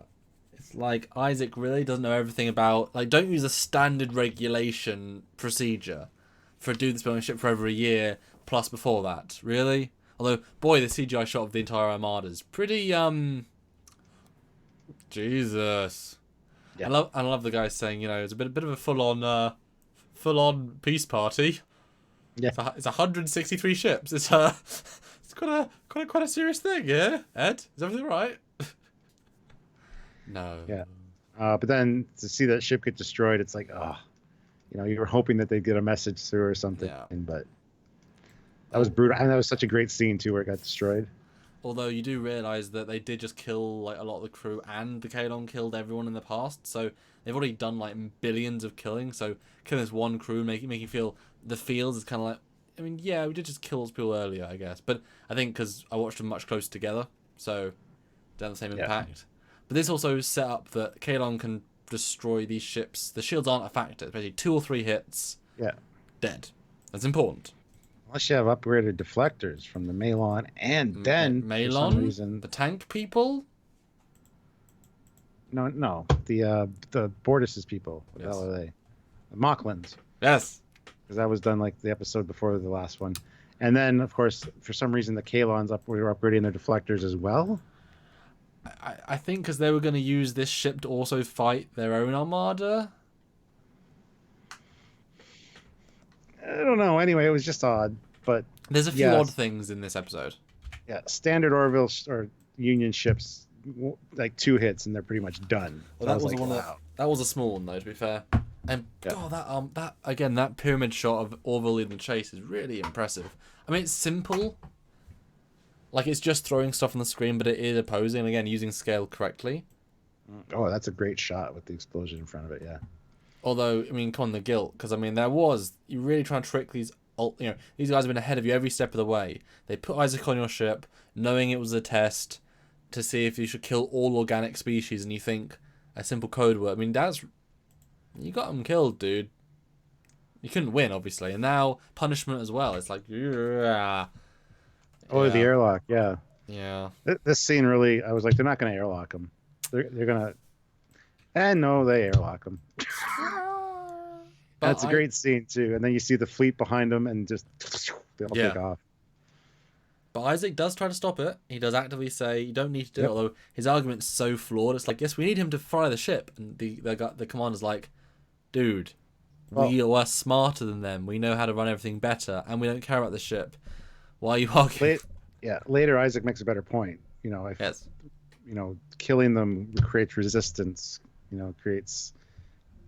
Just don't kill anybody, because otherwise they'll think everything's fine. Once you start killing people, they're going to get more. Yeah. It's human nature, right? Yeah. Start getting pissed off when things start going like that.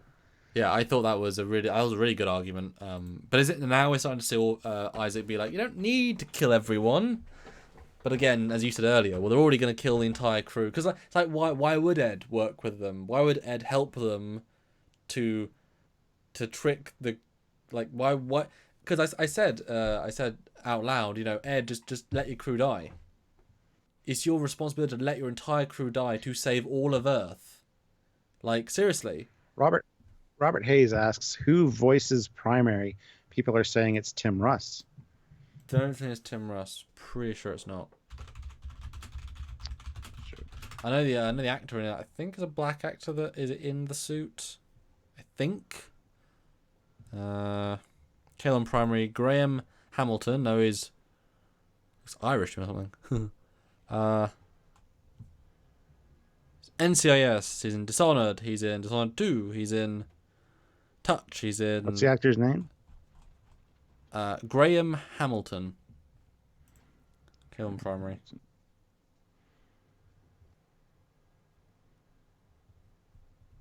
No, it didn't sound like that to me. Anyway. Yeah.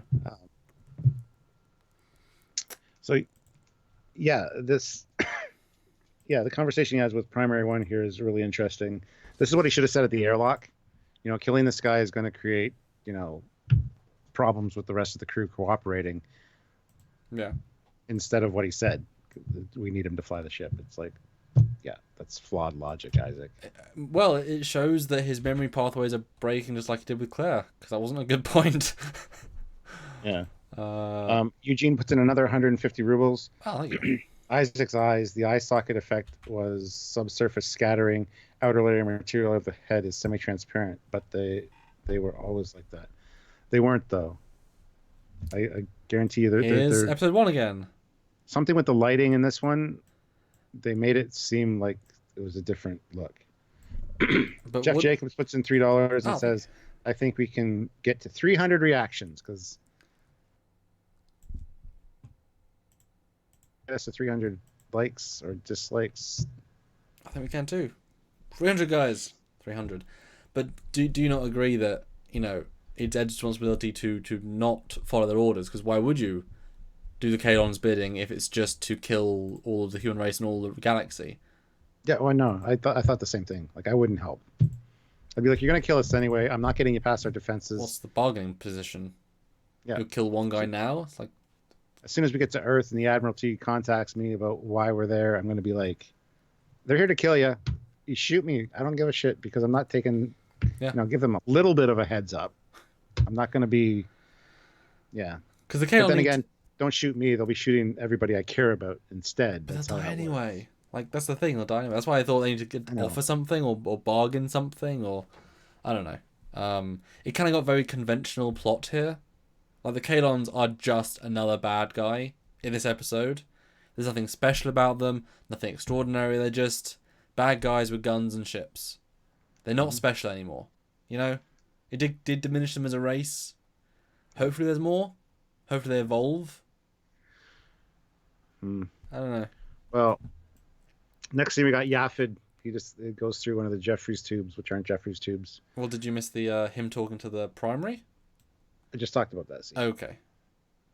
Well, I did. Sorry, the only point about this was that it was so weird to watch two actors that can't express themselves. I was like, this is a radio play scene. That's really good, though. Yeah, but it's like, imagine to film this. Yeah. Like, difficult. But yeah, sorry, Yafit. Zeke puts in $5. They kept the crew alive as motivation for bridge officers to do their jobs when they needed them to. Yeah, I suppose. Anyway, Yafid gets into the Jeffries tubes, and I thought, how stupid is it to have Jeffries tubes, which aren't called Jeffries tubes because it's not Star Trek, that are too small for a person to go through. How many times were those convenient for use in Star Trek? You need to make them bigger on Orville ships. But anyway, that being said, Yafid gets into the armory. Mm-hmm. So like standard fare for that kind of thing. Gets a weapon. Yes. And kills the guy and then hands. Did he bring 2 weapons or just one? I thought he just brought one. Just one. Why wouldn't he bring 2? Why wouldn't he bring all of them? I mean, he's just a life form. Like a goo backpack and throw them all. But yeah, that is an ugly picture of Kelly running, by the way. Sorry. That's an awful. Well, I won't dwell on it then. I really like though that these corridor, the Jeffries tubes are too small for people, because it takes away the conceit of we'll just crawl in Jeffries tubes to get everywhere. It's like, that's so stupid. Like, they're air vents. They're not, because there isn't any panels. There isn't any, there's no control panels. They're just air vents. There's like gas power vents. transfer things going on there that could break, and you got to get in there to repair them. And if you don't have a gelatinous Yafid, send a little drone robot then. Yeah, but I kind of like. Tumen WK puts in $10. Wow. Like the scrubbing through scenes, much better than 10 of the same still frames shown over and over. Here's something to help with in case CBS gives you content ID strike. Well, CBS won't for this. It'll be Fox. But they're actually really good in, if you dispute it, they'll... Anyway. Yeah, we had a problem in season 1, and we chose to be very... It's episode 3, about a girl. We chose to not risk it because it wasn't worth destroying our channel for. But I mean, we spend the time going through the images because this is you guys miss things, and it's cool to look at visuals and especially the battle. I've got so many great stills. I mean, you've seen the pictures of Race, there's so many great little just moments that you can't appreciate when rolling through the scenes. But yeah, this is the scene. I loved it, but again, super easy to kill Kaylons. They're not a threat anymore. Like, one ship you can take out, one dude you can take out. They're not really a threat. And I was disappointed by that. That's how the Borg became. They seemed indestructible at first, and then it's just like, you can kill them every 5 seconds. Yeah, but that was always explained. These guys are weak from the start. There isn't anything special about them. I mean, that's fine, but... Just sheer numbers, I guess. But... Yeah, and slightly more advanced, but also not. Yeah. I don't know. Yeah. I don't know. And what did you think of this plan with the shuttle? I thought this was remarkably stupid, considering that the Orville was leading the charge, and behind them are tons of ships. And you're going to launch out the back, and they're not going to notice or care? Really? That's your plan? Oh my! They're behind the 8 ball. It's the only plan they could really come up with. Yeah. But I thought it was remarkably stupid. I think the writers wrote themselves into a corner. Just like Best of Both Worlds. They wrote part 1, and how the hell are we going to get out of this? Same with the Matrix. It happens. Well, Discovery, end of season. It's like, how do we finish the war arc? I'll just finish it. Okay. Yeah, it was like, conceptually, the Krill bit is brilliant. Excellent. Good idea. Yeah. But, I mean, the odds... I mean, if Data was there, if C-3PO was there, it'd say, "Sir, the odds of this plan working is 1. Out of what?" "No, sir, just 1." Or just what, as in 0.0001 out of, I guess 1's worse. But, like, there's no reason to think that... Because it's a shuttle, it can't go fast. I mean, it's a suicide mission. And to think that the Kaylons couldn't close the door quicker, and like it's a plot plan. It's not a smart plan, and to think the Kaylons. But that's the thing, to see the Kaylons just on the captain's chair and like acting like officers reinforces they're just entities. They're nothing special. They're just aliens. They're just people. They don't think super quick. They don't They're not this great super race. We thought they were. They're really not. They have to give orders audibly. And so there, they get out. Beautiful close with the shuttle bay. Robert Hayes has a good point. They're going at quantum speed, though. Why they would go right past them? No, not necessarily. I mean, they'd still detect it. The door opening takes a few seconds. The energy build-up takes a few seconds. It comes out. I mean... Yeah. And didn't they say the door's opening and close the door? Yeah, they started to. So why not just have the door locked from the beginning, first of all, or disable power to it? Well, destroy the shuttle or disable the shuttle. I mean, the shuttle was very easy to get into. And yeah, passing through the rings while the quantum drive is on, is that even safe? I mean, is there a field there? Who knows? Yeah, and so yeah, jump out. It's really dangerous, but they're fine. And the Kaylon ships, one goes after them, and again, like that. Oh, I was expecting them to catch up with them straight away. Again, there's a few plot holes in these 2 episodes. It does kind of fall down a bit in writing, and it's like the character stuff's good, but the narrative stuff kind of. Yeah. Lizzie Smith puts in a £1.99 and says, "Sorry, I'm late. Take this as an apology." Lizzie! We're sorry you're late too, because you've missed a fantastic review so far. We're having a lot of fun. Yes. Go back and watch it when it's over. I know it's going to be 2 hours, probably 2.5 hours by the time we're finished. But we're having a good time, and it's been a great review. So thank you for joining us. Yeah, thanks for being part of it. And the community vibe we're getting here is really great, because we do bounce off you guys' interactions. So the more, we want you in, not just for the super chats, not just for the general views in a sense, but we bounce off you guys, which means you have more conversation points. We're more alive. You can tell we're not asleep. It's 11:50 for me. There you go. So it's really great to talk to you, and Lizzie, we had a great reaction. So we might do this next week. And Robert says Gordon does say it wasn't safe. It wasn't safe, but it was also very easy. Like, it would have been nice to have sparks and damage. It was, again, we just had to get plot part. It was a rushed plot bit. Then This one probably could have benefited from being a 3-parter, to be fair, to stretch out some of the other moments. But there's so little story though. Like, it's paper thin in terms of story content. You'd have to have a really great side twist. They could beef it up though if it was 3 parts. They could make it better and fill in some of these plot holes. So yeah.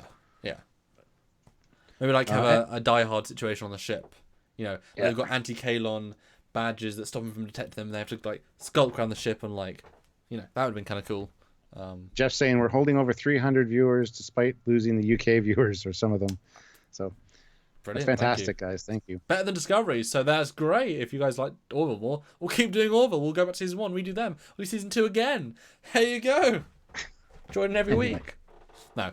Yeah. What's the plan? So here's the plan. Where Yaf is like, we got to send this transmission, but I need another person because I can only control the one panel, which doesn't make sense because last time he stretched his arm all the way across the bar. But anyway, think about that. Yeah. So he takes Ty because Ty's the only one that could fit. Everybody's like, "Oh, I think you can do it," but you can do it because yay. And anyway, so Ty crawls through there with Yafid. And this is great. Yafid's instructions to him: see those green panels over there? I need you to just start hitting random frequencies. So the kid's just hitting random button. It's like turning a knob on a radio just to hit different frequencies to send out the message. Yep. So that was fantastic. And then of course. Well, it's a beautifully short and sweet scene. Yeah. And then, of course, they get caught, but Yafid infects this robot and then comes out all fried and frazzled, and Ty escapes. Well, they doesn't escape as well. He gets recaptured. Well, yeah. I also liked...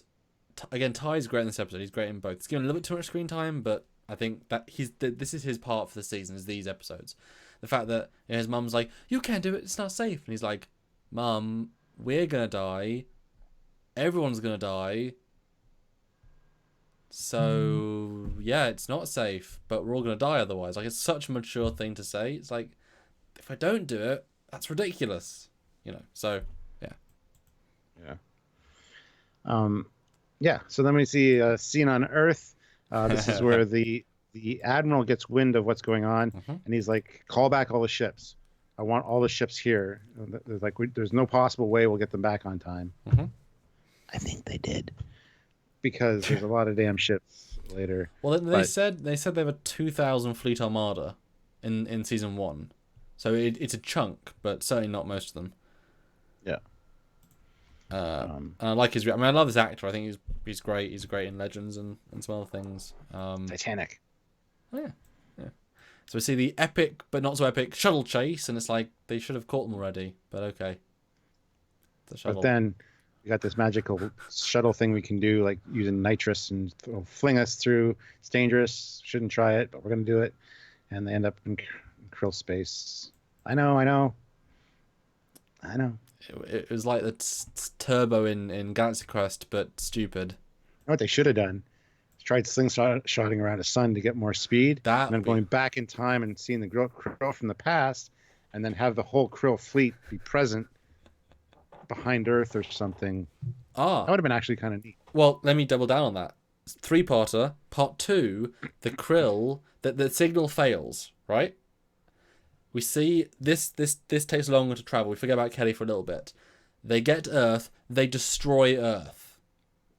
And they kill Ed, and everyone dies. And then we've got these guys. And then they like detect Earth blowing up because it's that powerful explosion. And then they get caught in the sun's gravity, and they do the slingshot to try and escape. By doing so, they go back in time like a year. And then they give warning, and then we cut back to the same thing, and then they do it properly. That's a time travel excuse, but that'd been kind of fun to, like, you know, even undo the Krill massacre on the ship, or like, you know, Krill ambassador, and you know, that'd been kind of cool to like 3-parter it with time travel, and then everything's fine. But yeah, this turbo scene's dumb. I don't like it. It's just we have to get there. Because again, I still don't buy that this single little shuttle is outrun. Like this Kaylon ship can obviously outrun them even with turbo. Like, we don't know how this thing works. We don't know how, but it's not. I mean, they don't outrun it for long, I guess, but still, it feels a bit. Because why can't the Kaylon do that, and be even faster? You know what I mean? Like, Jill Wright puts in $5. Ty and Yafid could be like Will Robinson and Dr. Smith. Isaac is fired. So there you go. They're decent. I mean, Yoffit is, like we said, he's not underused. He's just the right amount of Yoffit. If you need him, he's there. If you don't, he's doing his job. Brilliant. Yeah? Brilliant. So they get picked up by the Krill within about 30 seconds. Yeah, that's also stupid because they had like 15 minutes of air, 5 minutes of air.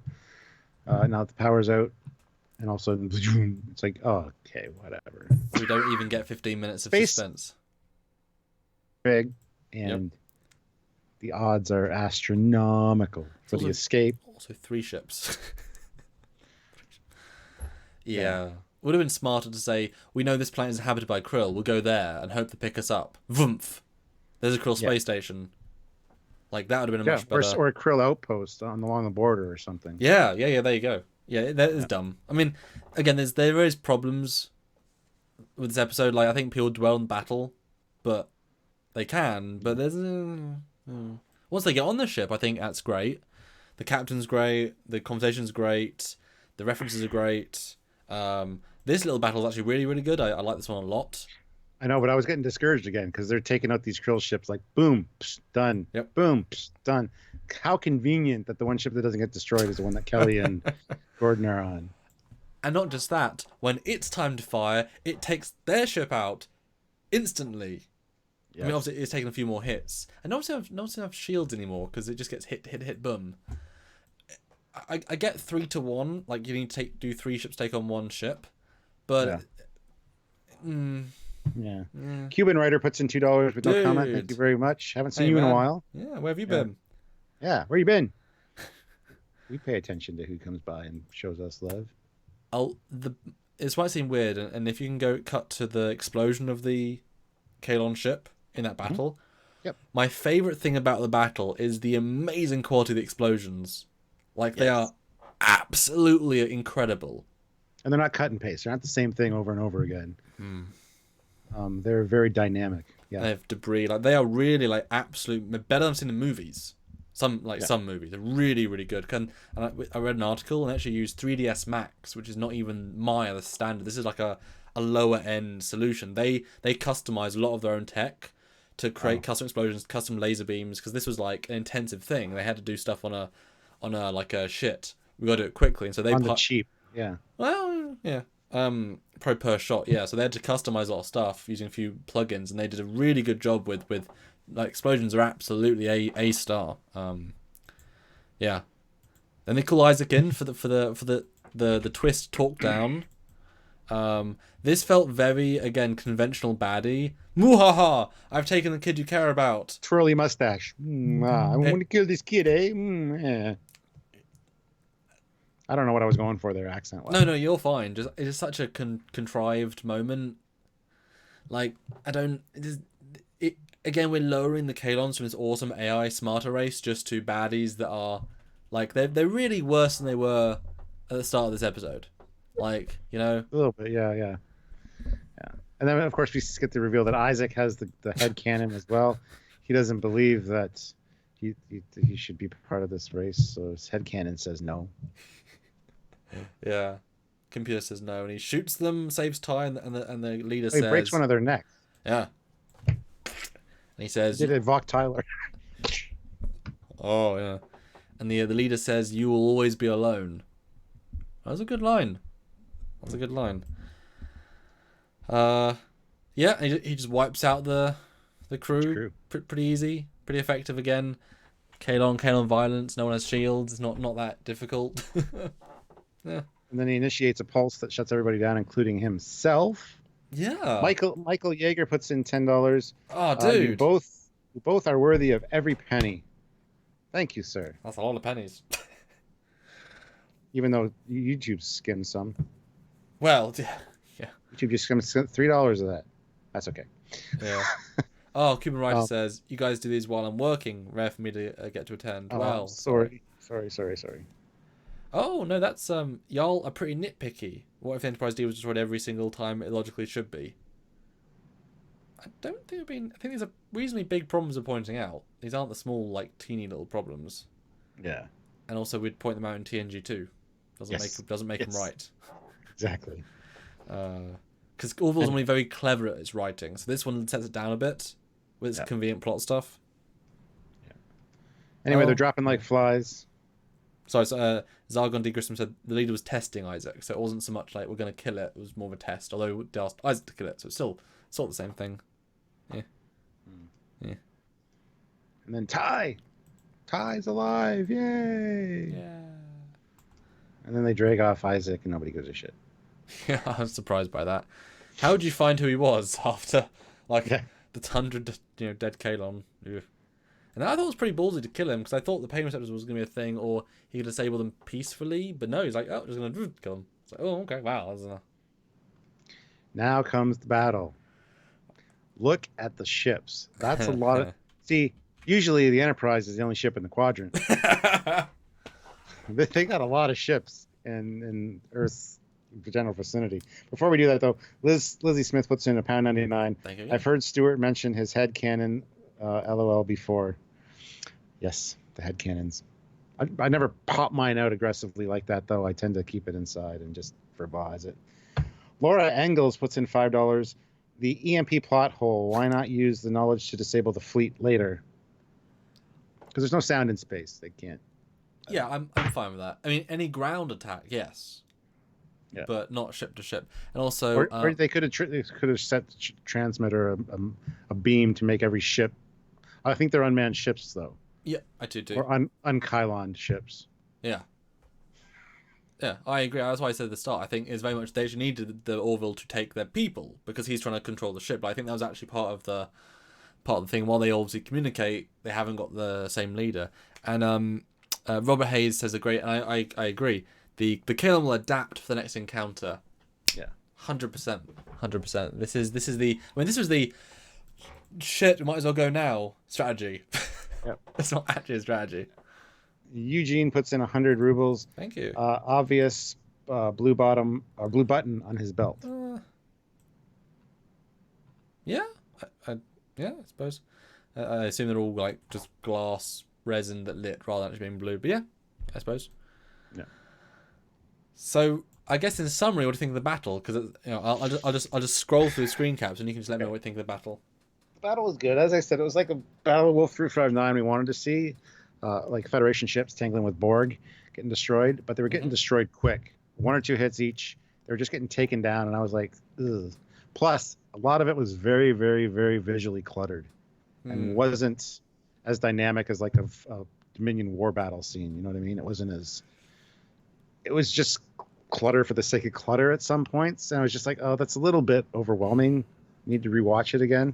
There's some cool formation shots of the ships, and yeah, Orville was taking some massive hits, but again, it had the upgraded deflectors, so that's important because everybody's like, why didn't the Orville get destroyed right away like everybody else? Well, because it's one ship that at least had upgraded deflectors. So. And plot armor. Esoteric Videos puts in $2. When did he choose to switch? Waiting for his moment. Early, before they left Kaylon, I think, because of the odd hesitation every once in a while. I think he was figuring a way that to deal with the overwhelming odds against them. I don't know. That's what I choose to believe. I think he was hoping that there could be another way. I don't think he was ever going to betray them until that moment. I don't think I think the whole point that he didn't realize what Ty actually meant to him, and so until that, like, death or death, I picked the death of you. Yeah, I like that you said.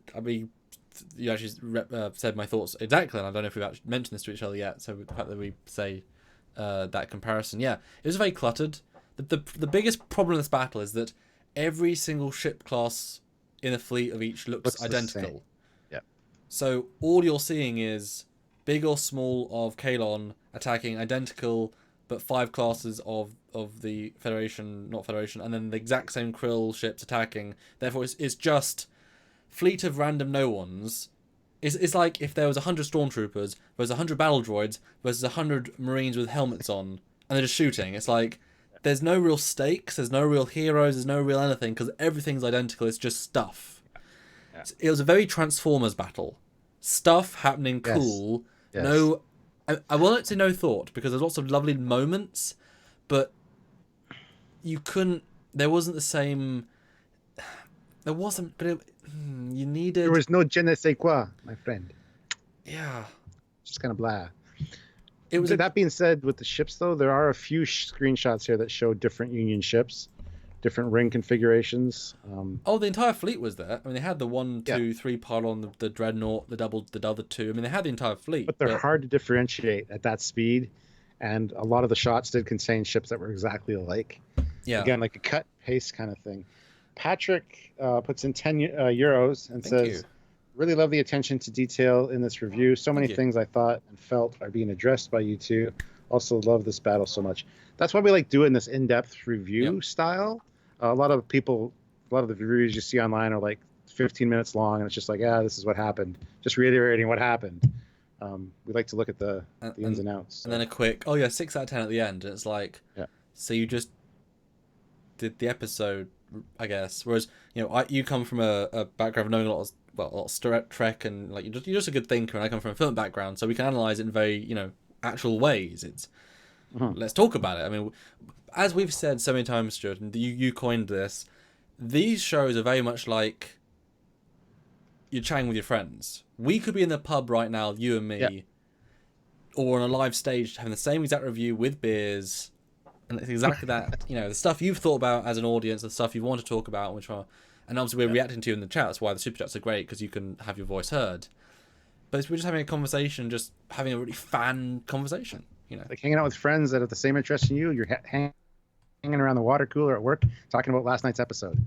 Yeah. You're not just making a video for the world to see that has to be 15 minutes to get the ad revenue. Zarkon D. Grissom puts in $5. I think Isaac switched when Prime told him to read the slave book from Earth again just after the spacing of the one guy. Actually. Possibly. Yeah. He learned a different lesson. Yeah. Marcus Jose, $5. Love the channel. Can't stay, but I wanted to say these episodes are better than Best of Both Worlds. TNG had a better part 1, but this had a better part 2. Yeah. That's tricky, but I think Best of Both Worlds Part 1, TNG had a better setup. Yeah. But I think the payoff, one ship, no battle versus this. I mean, certainly. Yeah. Ensign Ricky puts in $2. That wasn't the whole fleet. They had 3,000 plus ships. Yeah, we know that. He said call back all the ships we can. But, sir, they won't be here on time. Call them back immediately. Get them here as soon as possible. Yeah. An odd comment, Jesse Blue. You guys are being overboard with negativity right now. If you apply the same standard to Discovery, you'd need to basically hate 90% of it. I didn't feel we were negative at all. We point out the good and bad in everything that we review, and some things just plot hole-wise don't make sense, writing don't make sense. That just boggles my mind, dude. I don't think you're listening to the same review. Because, I mean, we've been very positive about both parts. We've said the few problems. We've, and you watch our Discovery reviews. Again, we call it the bad and the good. This episode, again, these have a lot less plot and story. The current Discovery ones have a lot of plot and story, so it's kind of like there's more little things to talk about there. This is more on visual side for this one. But but back to the battle, because I mean that is like a lot of the episode. They did read an interview, and they said this is actually the longest space battle in television history in pure minutes ever. Wow. Yeah, it's like I think it was 14.5 minutes of battle time. I think they include all of this, including like the first battle, the Krill battle. I think everything in the episode. So there's a lot of the episodes VFX, and certainly they are gorgeous shots. And again, the explosions are, my god, those explosions are just absolutely amazing, just very visceral. But you said DS9. You compare it to DS9 battle, and actually watch that right after. In DS9, you had different ship classes for both sides. Not just that, you had Dominion, like the end of DS9, you had the Dominion, the Breen, the Cardassian, all very different ships. You also had the fighters. Federation, you had all very different ships. Each one also has different speeds. They all have a slightly different weight to them. Yeah, plus the Klingons, you got the Bird of Prey, flying informations of 3. Everything has a different weight. Whereas in this battle, all of the Kaylon ships can turn a dime, zoom around, and shoot lasers. All the Union ships can turn a dime and fly around and look identical for the most part. And all the big Krill are absurdly maneuverable, considering they end a bit. So there is no depth to the battle in terms of ship designs. It would have been fun. I think an easy fixture would have been the Union ships to have like Red Squad, and they've got like big red patterns. Yeah, that would have been cool. And you've got like we've already got like Mocklin ships and some other like have more Union member world ships. That would have been an easy solve as well. Yeah, you'd think there would be some visiting Earth or nearby that could have helped out, like a Mocklin ship. Yeah, it would have been cool. Captain Casey Stewart says, do you think that there's an Enterprise in the fleet for Orville? Probably, to be fair. I don't think so, because the BSG people who put in the Enterprise, some of them worked on the Enterprise. They had the 3D model, and they didn't tell. No, not the model. Not I don't think he means that. I think he means a ship. Oh, an Orville ship named Enterprise. Oh, right, okay. Yeah. So the only reason they couldn't put the Enterprise on because they didn't tell the people, they didn't tell Universal, and they did it anyway. Zarkandi Grissom puts in $5. Thank you. Part 1, I don't think the kid was considered a threat and left alone, so that didn't bother me. Yeah. I bet you, but he still got to the lower planet service. He shouldn't have got out of the ship. Like, I can... There's 3 parts to that, and then I don't buy they could get to them, because considering not a threat, like, they have their independent thought, so each Kaylon might say, I don't want you on my planet, is enough to go investigate. It's not just a threat. You know what I mean? Yeah. There's different levels. They're not Borg. That's important to remember. They're not Borg. Lower Actual puts in $5. The way the Kaylon ships move reminded me of Babylon 5, heading towards Earth, then flipping around to fire using inertia to take them to Earth. Yeah, it was a cool space battle. For some of the maneuvers were fantastic. Yeah, some of them specific shots, like they obviously had like a list of things we want to do. A crash in something, this, and this. But I mean, editing this, like, how the hell do you order it? Because it is just random shots. There's no... I think what it was truly missing is, like, in DS9 battles, you know what the Defiant looks like. So every time you cut to a shot and then cut the Defiant, you're following a hero as it flies. We're cutting to lots of different shots. There's always an Orville-looking ship. It's just something, then something, then something. And also, again, are we meant to be thinking the Kaylon are winning? Because they are destroying their ships. They're destroying your ships. Like, is it meant to be a battle where they're gonna win hands down? Because it's just stuff happening. Like, both sides are losing ships, so I didn't get a sense anyone was particularly winning or losing, particularly. Yeah. Because also. Yeah, it was just kind of a jumbled mess on screen most of the time, and it could have been better.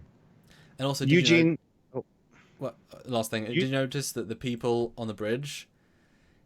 You can tell they didn't show them the VFX, so they were so calm in reacting to this epic battle. I think the people who wrote it didn't expect the VFX team to do such an amazing job that when they're reacting, they're like, "Sir, a ship is attacking us." And outside's going, but they're like, "Sir, go, impulse." Like, there's a complete disconnect of excitement level inside to outside. It really is very jarring. I did notice something was off with that, but yeah, you're right. Like one team was like, we're gonna really kick some ass, and one team's like, it'll be a battle. Imagine a battle. Or the effects team was like, do you see the footage we got from the dailies today? their reactions. Let's ramp up these effects and make them look like idiots. Yeah. Eugene puts in 150 rubles. Thank you. Compare this battle to the Battle of the Binary Stars. Oh, good God, why would you want to do that? Such an awful battle. Phew, phew, phew. It's like, wow. Yeah. Robert Hayes, most battles are a jumbled mess in real life. That's true. I mean, yes, but doesn't mean that makes this right. And also, it's more jumbled mess in 3D because a battle normally is 2D and there's sort of planes. Like it's. I mean, This was kind of because you just saw the fleet with the moon behind it, and then they come in. I hate the 2D aspect of all these battles. It's like you would think you would come in from multiple angles. Yeah. Anyway. One more thing I was gonna say. Oh, I did like the fighters, although they're underused. They flew out Union fighters.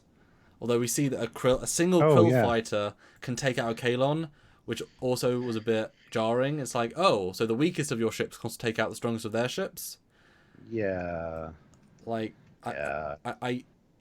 I guess weapons from everyone are slowly weakening them, but then show visible damage, or like, you know what I mean? But I do like the fact they were going after Earth. They broke the line. They were going towards Earth, going past the moon. I've got a still them firing the big cannon, which I thought was a beautiful still. That's where it got a little more exciting for me. Yeah, me too.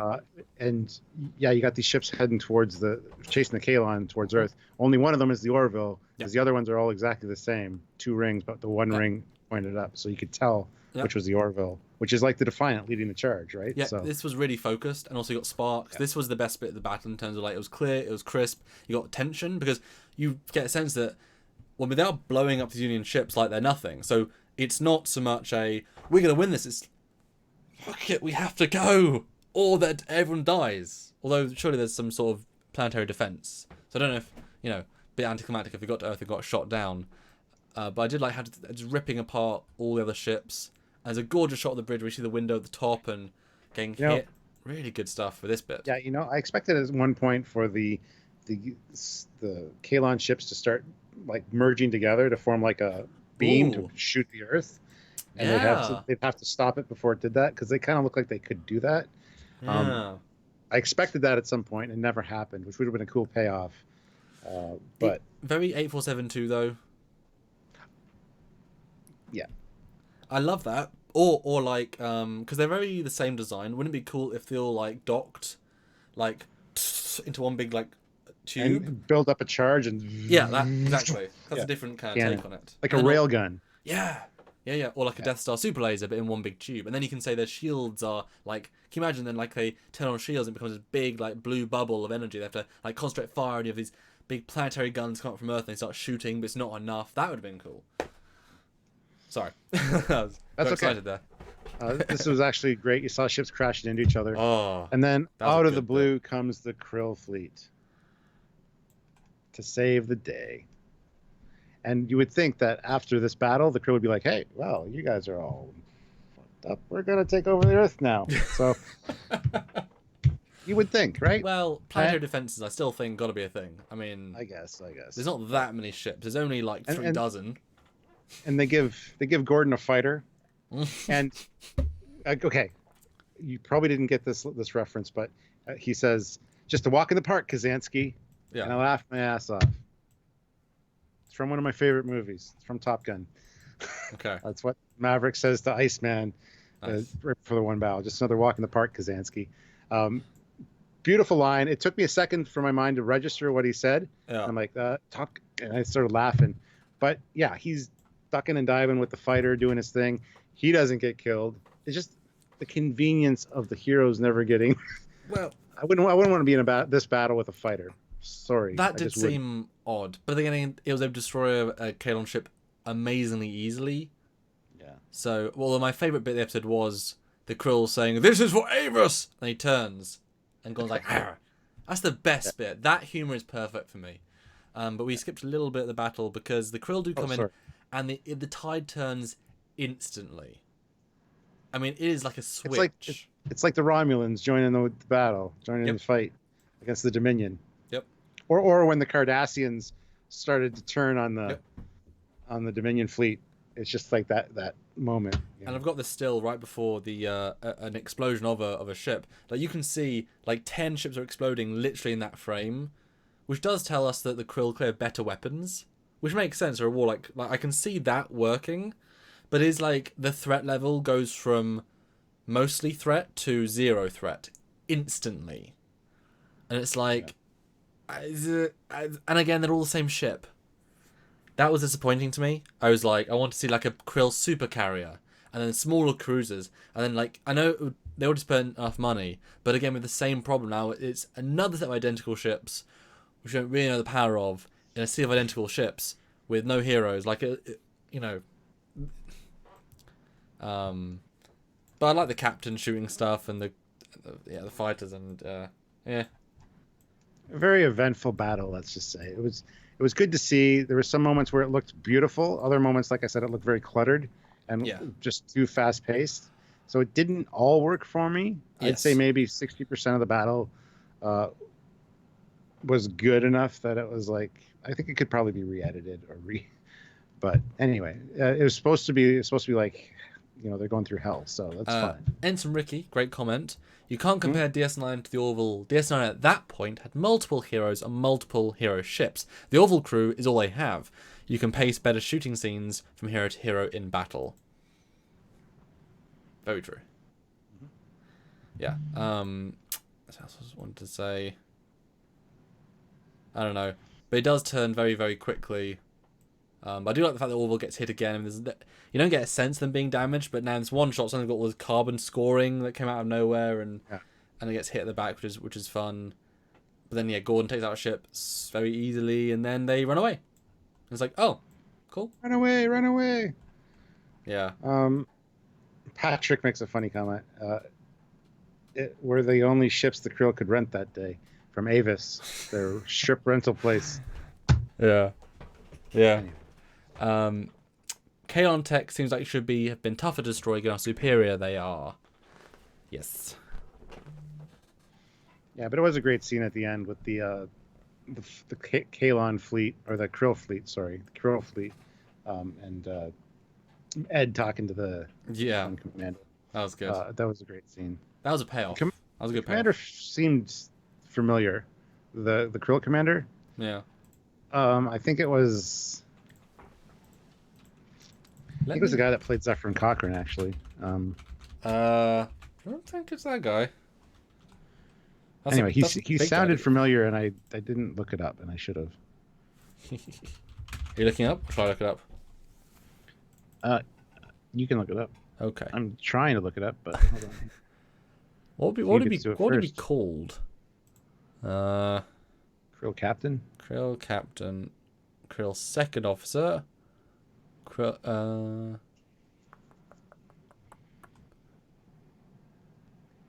I can't see it. Oh, anyway, could just be an uncredited role. Was he Captain Dalek? Nick Chinlin. He looks familiar. Yeah. I guess? I don't know. Anyway. Ignore me. Oh, right, same Krill commander from season 1. Uncredited in the screen. Huh. So yeah, and that's almost the end. I mean, then the battle's over. Yay! But then we got the problem of Isaac. Yes. And I like how Yafid he looked like he was fried before. Yeah. But he's back, and he's like, I've been inside one of these. I know how they work. So he crawls inside him and reignites him, I guess. I mean, he's an engineer. I actually like that as a concept. Yep. It's dumb and yet really smart at the same time. Yeah. Which I thought was fun. And it means that I mean, obviously now we need to fight the Kaylon, but this guy, give him promotion. He's managed to save the ship and learn all about them, and knows he can just study Isaac from the inside, maybe. Yeah. And I like the idea of him leaving a little part of himself in there because he wants to be with Claire, so he's gonna. That's just dirty. Sorry. And he had this custom space station model, which I know was also built custom for this episode. They were told last minute they built it, and it's a very, very cluttered, very silver, but it's cool. I do like the scaffolding they have for Yeah, me too. constructing the rings, like fixing the rings of the ship. Yeah, very real world. I like it. Yep. And then And Ed fights for Isaac. Like, you know, obviously, enemy combatant, almost caused genocide, betrayed you the entire time. We need to study him. We need to learn everything to kill Kaylon. And Ed's like, I'll take full responsibility. Let him be on my crew. And I was like, oh, so we're really gonna reset? I was like, there needs to be more to this. This is like the 7 and 9 kind of thing. We're gonna Yes, take the org on board, and That's I'm good. gonna. Yeah, I like that. That's a good that's parallel. exactly the vibe that I got from that. So. Yeah. And then he's back, and this final scene tells what happened and end of the episode. Yeah. What do you think? What do you think of the last scene? I don't remember the last scene. I know she talks to him, but I don't remember what about specifically. Okay, Claire. Oh, he was looking at his homeworld, because the last time he'll ever see it. But we've heard that before. But he was trying to take pictures of it yeah. to form a resolutionary scan, so he actually has a record of it. And then, you know, basically says, you know, forgiveness is earned, but it's something that, you know, humans do and all life forms do. Saying, what you did, you saved Ty, you saved us. I can forgive you eventually. Which I thought was interesting, because I mean, you know, her love for him. I mean, I'm assuming several days, weeks have passed since they got together, so you know it blossomed more. So I can buy that she can forgive him, sort of, because I mean he did. That's the thing. He's now alone. That's a big thing to do. He was on a temporary 2-year assignment, and now he's betrayed his entire race. Damn, for her son. Mm-hmm. That says everything. You know, talk about earning your trust back. Yeah. You know. I thought, I remember it now. Yeah. Yeah. Good way to end it. I bringing him back into the fold was nice. I wasn't sure how they were going to do it, as I said, through the whole thing, but because he was one of the newer builds, he wasn't responsible there for the genocide of their creators.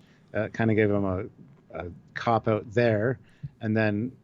Yeah, for this ending, it's fine that he's going to be scrutinized for a little while, but it's just going to be like 7 of 9. They're not going to trust her for a while, and eventually he's going to be back in the in the fold. So.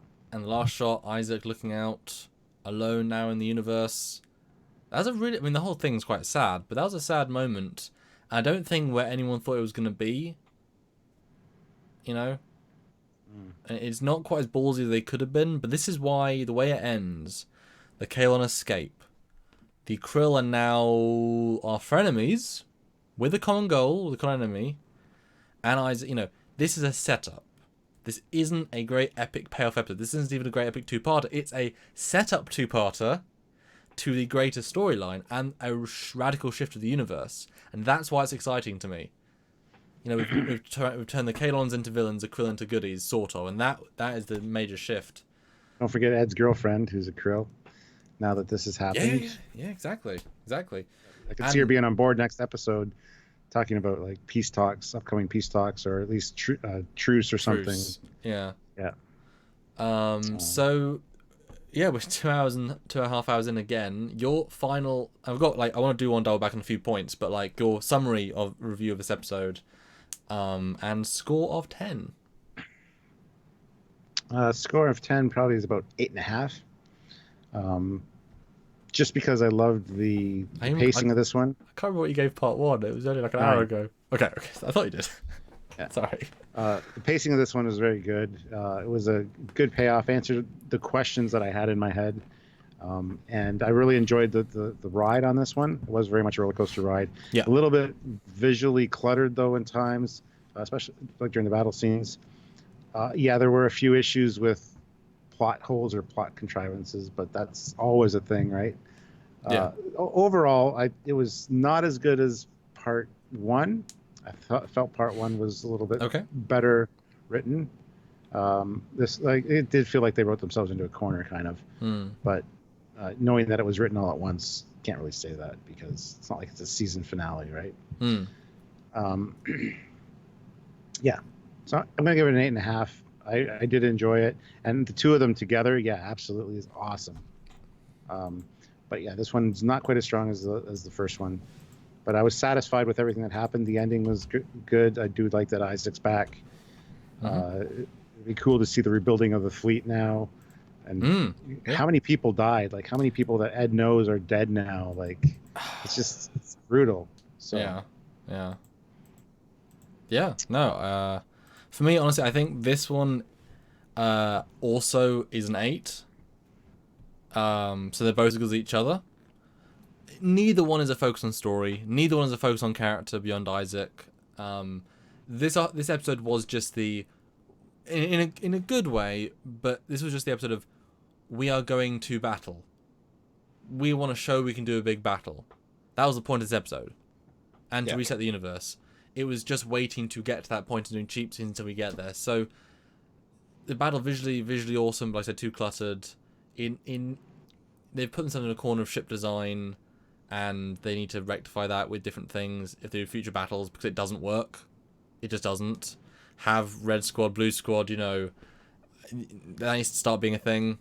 I'm sure they must have also thought that as they were going in. It's like every ship felt like a red shirt. And like I said, I do think the DS9 good battles were better than this battle, because it was more focused. Each shot was more constructed. You know exactly what's happening. The heroes are more clean. You understood the ship roles, the ship differentiations. There was more colors, more.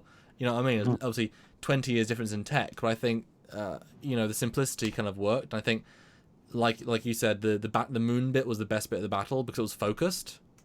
You could have done with having the admiral on with battleships. So that's his battleship.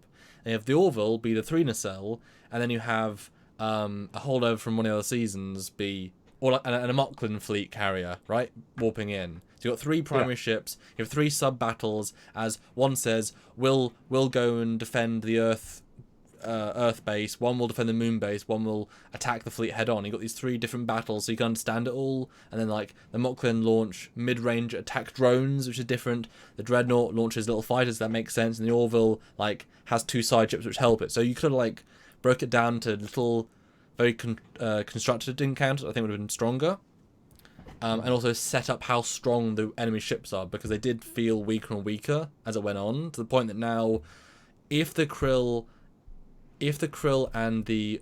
every race we've seen so far that could work together, send their fleet today to the Kaylon homeworld, they would win. You know what I mean? Yeah. If you give the Kaylon a week to build more ships, the Kaylon will win because they'll have numbers. But that's it. So it's a weird one there. So but it's still 8. Most of the ships in DS9 feel like red shirts, especially those Reliance. Disagree. It was just the Reliance, but most of the other ships didn't. I mean, it was most things felt the death. If you felt the death, and someone sent us a personal message. That might have been to you, Stuart. If you want to check. Sent PM. Let me check the Trekyards email. Do. No, that's Stick and Mule.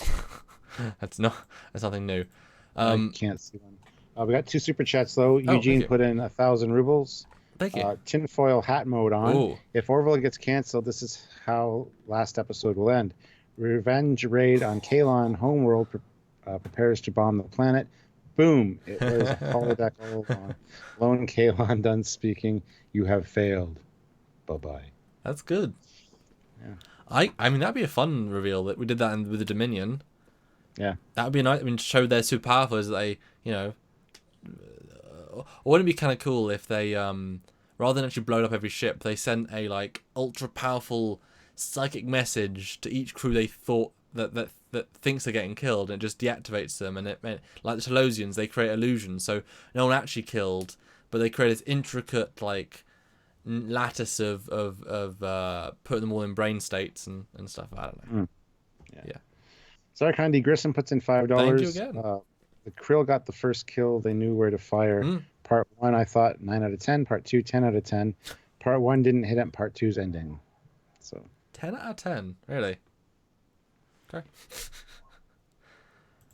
Trying to see the other comments. So my other little side problem was that the episode was very familiar. Both episodes. You know, how many times have we seen the hero, the enemies of my enemies warp in and do the attack from the side? You know, happened several times in Stargate, happened in Star Trek, several times I believe as well. It's a very familiar trope, and once we got into the battle, it felt very by the numbers, and I got so many deja vus, and I was disappointed by that because again, where was the Orville unique spark? You know, this was the battle that Seth wanted to do as an epic battle of sci-fi. Where was the Orville spark? Where was the unique charm? There's so little of it in these two parts. It was very, very, very sci-fi by the book. It didn't quite have that great twist. It didn't quite have that great whatever, you know? So I think that's why it doesn't ring as true for me, because it's just a normal sci-fi cool two-parter. Does that make sense? Or am I being a bit too harsh? You're being a bit too harsh. Okay. Actually. But that's okay.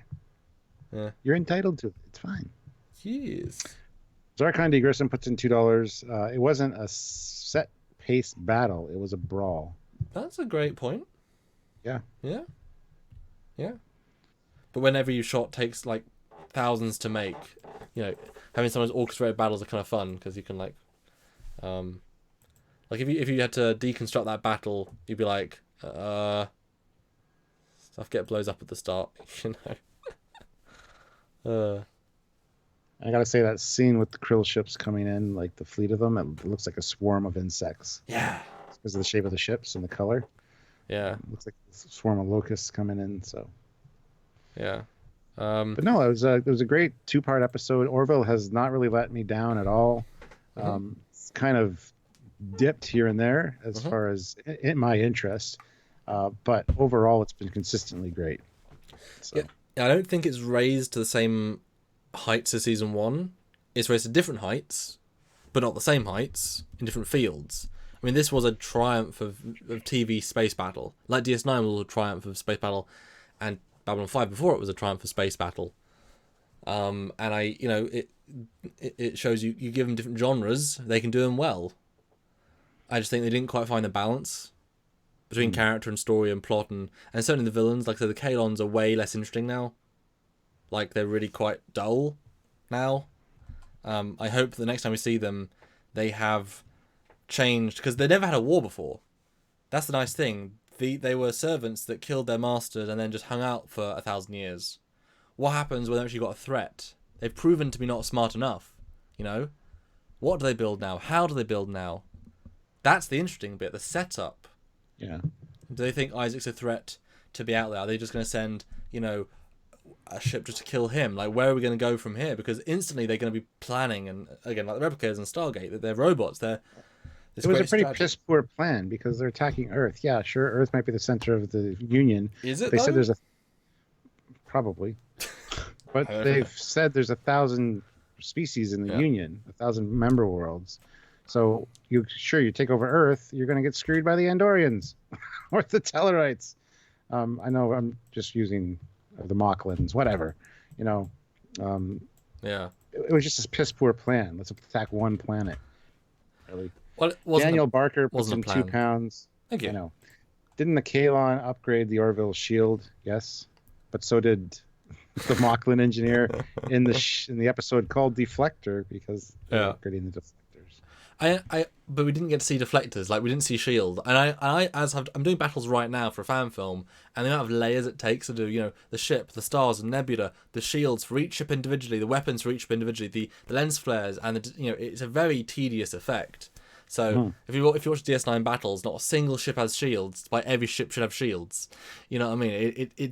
They already did so much. You couldn't expect shields, but they didn't quite accept the Orville's ability as much. They should have said, like, you know, when they're facing the fleet, they should have said, bleep, bleep, bleep, and all boarders are like, Captain, our shield's at 450%. What? It looks as if the Kaylons have graded themselves up with very advanced technology. It's like, yes, great, we can be at the front line and save, you know, like, single line would have been cool. And then it sets them as like a overpower for the next season until we get, obviously, more Kaylon shooting them. Yeah. Leland Lampkins sent us $10 via PayPal and just said thank you as the message. So thank you very much. Thank you, because that is huge to us. So thank you. Yeah. Yeah, but like I said, this is a hell of a setup, And like I said, I talked to the man of the hour, Mr. Mark, and he said the season finale is where it's at. Wow. Okay. Yeah. Cool. So I interviewed him. We'll hopefully see that very, very soon. And we include talking about Identity Part 1 and Part 2. And I won't say I caught him out, but I understood the episode in a way that he appreciated. And I think that tells us something about, and you'll see it in the interview, it tells us about the rest of the season. But definitely it's a setup, and they're going to pay this off in a huge way, I think. Because Orville's good with story. It's good with building story. It's good with, having interesting payoffs. Because season finale, Oh. Yeah.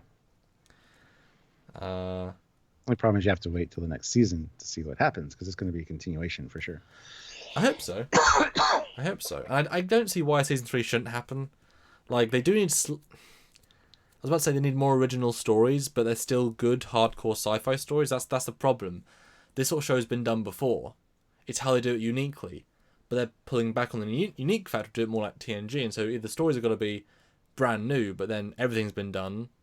Yep, exactly. Even Enterprise recycled Voyager, recycled TNG. Like, that's just a thing. That's why building your own expanded universe is great, because then, what do the Kaylons do against Bortus' race? That's unique, There's going to be an episode where the new security lady has to, and Bortus's mate, what's his name? Clyden. Clyden. I always forget his name. Always. I know. There's going to be an episode where they're stranded on a planet together because of a shuttlecraft, and they have to work together. There is, because they had that tension with the whole, and it's gonna happen. Sorry, that made me laugh a lot. Yeah. Yes, that's funny. Oh yeah. No, Robert Hayes, less Mocklin stuff, please. I get it. They're us now. Yeah. I think they moved stuff around this season to make this two-parter work. Yeah. That's why the bounces felt a bit off with the amount of Claire, the amount of Bortus. You know what I mean? Yeah, absolutely. I'm really intrigued. I mean, I think they probably also knew the vibe going. Like, always later seasons tend to be better than the early season just because they have the experience, they're learning lessons, they're changing the direction slightly, they're seeing how performances are going. So I'm really excited to see where it goes, because they've got, and also the VFX. I mean, they were so, like, once the company knows they can do this, they'll do really cool things. Remember the shots next to a star were gorgeous, and the VFX have been really just gorgeous this season. Yeah. So I'm really excited to see. Ensign Ricky puts in $5. In an interview with John Kasser this week, the director, he said if you thought the visuals in Identity 2 were good, he said next week's episode is better. That's a great tease. But oh dear, I hope they're beautiful. Like I prefer slower, beautifuler shots than fast-paced, you can't see shots. Does that make sense? Oh yeah, absolutely it does. Yeah. Yeah. I really want to see more of that Union Dreadnought as well. Sorry, yeah. I really like that. I want to see more of it. And then we did get a few stills in this episode, but I want to see more. Yeah. So yeah, guys, I guess we'll stay on for another 5, maybe 18 minutes if you guys have got final questions to round out the hour. We're not doing 18. We're not doing 18 minutes. So final questions, final super chats, and then we can end on the epic Orville movie that is Identity Parts 1 and 2. Or just Identity, because it's a movie. I thought that was saying Part 1. I was like, I'm being a dumbass by saying both parts. And then tune in tomorrow for Stuart's live about First Generation Discovery. Yes. And then Discovery Day Friday. And yes. Then we might do maybe a fan poll at the weekend saying what day is best for an Orville follow-up review of episode 10. Let the fans probably pick. Tuesday, and then Wednesday can be our random other topic, and then we had more people today, so I don't know if Wednesday's maybe an easier day for people. Hence why I was asking. So we've got 50 more people, and I mean the super chats. You guys have had an amazing reaction. It really encourages us, because we honestly I think we took a big risk doing double Orville this week, given our first. We were like, we love Orville. We know you love Orville. You must do, because how can you not? We're gonna possibly take a really bad week in terms of income, but you guys absolutely smashed it. You did put your money where your mouth is, so thank you so much. And please, Orville fans, come back and tune in next week for a slightly shorter but just as detailed discussion. Yeah, it'll be short. It'll for be sure. shorter. Yeah. And hopefully support us even just the same as you normally for Discovery, because that's enough for our normal reviews. 130 is perfect for live. Sarkandi Grissom puts in $5. Thank you. I can see Talia dragging Bortus around by his ear. Great show, y'all. I'm off to find a D7 Katinga model that isn't junk or a broken 3DS file. Why do you want a Katinga? Because there's quite a few of those online. There's a great one by Fabio, who has a light wave and you can FBX. Oh, Katingas aren't that hard to find. I have like 5. I can probably send you one as well. I've got like a couple I could probably give you anyway.